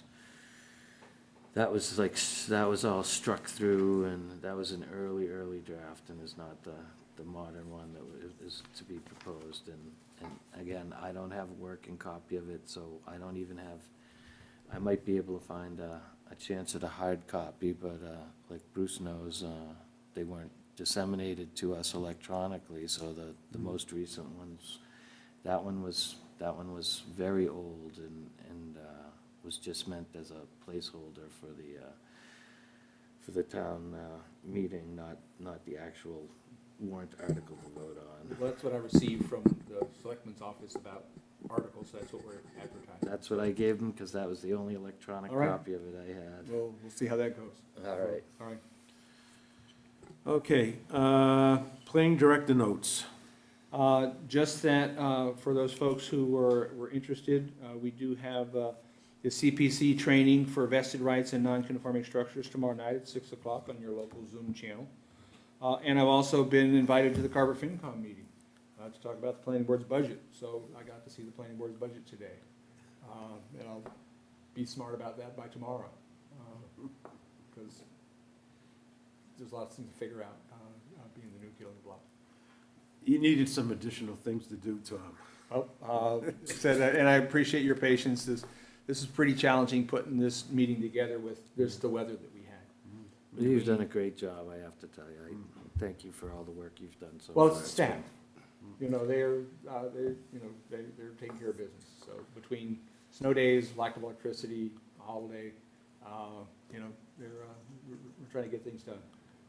Fortunately, for the staff, it is National Margarita Day, and I encourage them all to, act appropriately. Now, you and I also have electronic meeting on Thursday in regards to non-conforming properties. Yeah, that's 24th. Did I say tomorrow? Sorry. That's the 24th. That's 6 to 7, Yeah, correct? Okay. Wednesday the 20, I think I said tomorrow, but it's, yes, Thursday the 24th, Yeah, I just wanted to make sure I got it 6 right. o'clock to 7:30, and then Carver FinCom after that.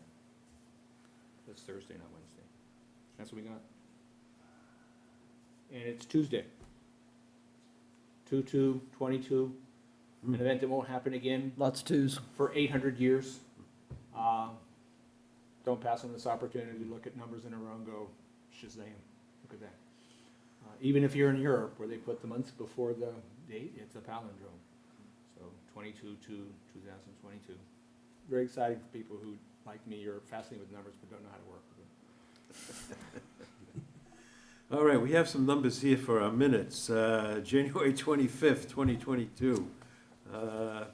Do we, has everybody had a chance to look at that, or were there revisions that had to be made? No, that was the one that Something, we tabled the it voting last was, time. the voting tallies had become generic. So Oh, okay. every vote was either 4-0-1, 3-0-2, rather than 4-1-0.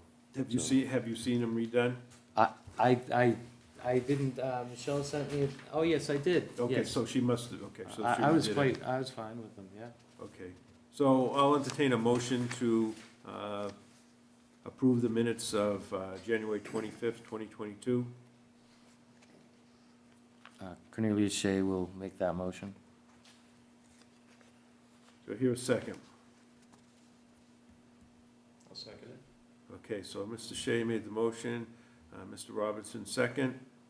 Those in favor, please say aye. Aye. Opposed? Okay, so it's unanimous. Okay, then we have the minutes of February 8th, 2022. I haven't received those. Okay, if, Were they in our packets, or were they?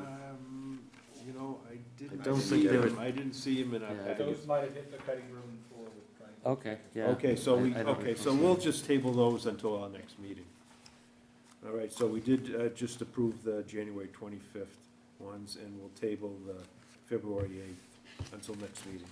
All right, entertain a motion for adjournment. Cornelius Shable, so make that motion. Do I hear a second? Second. All right, Mr. Gasky, second. Those in favor, please say aye. Aye. All right, good night, everyone, and thank you.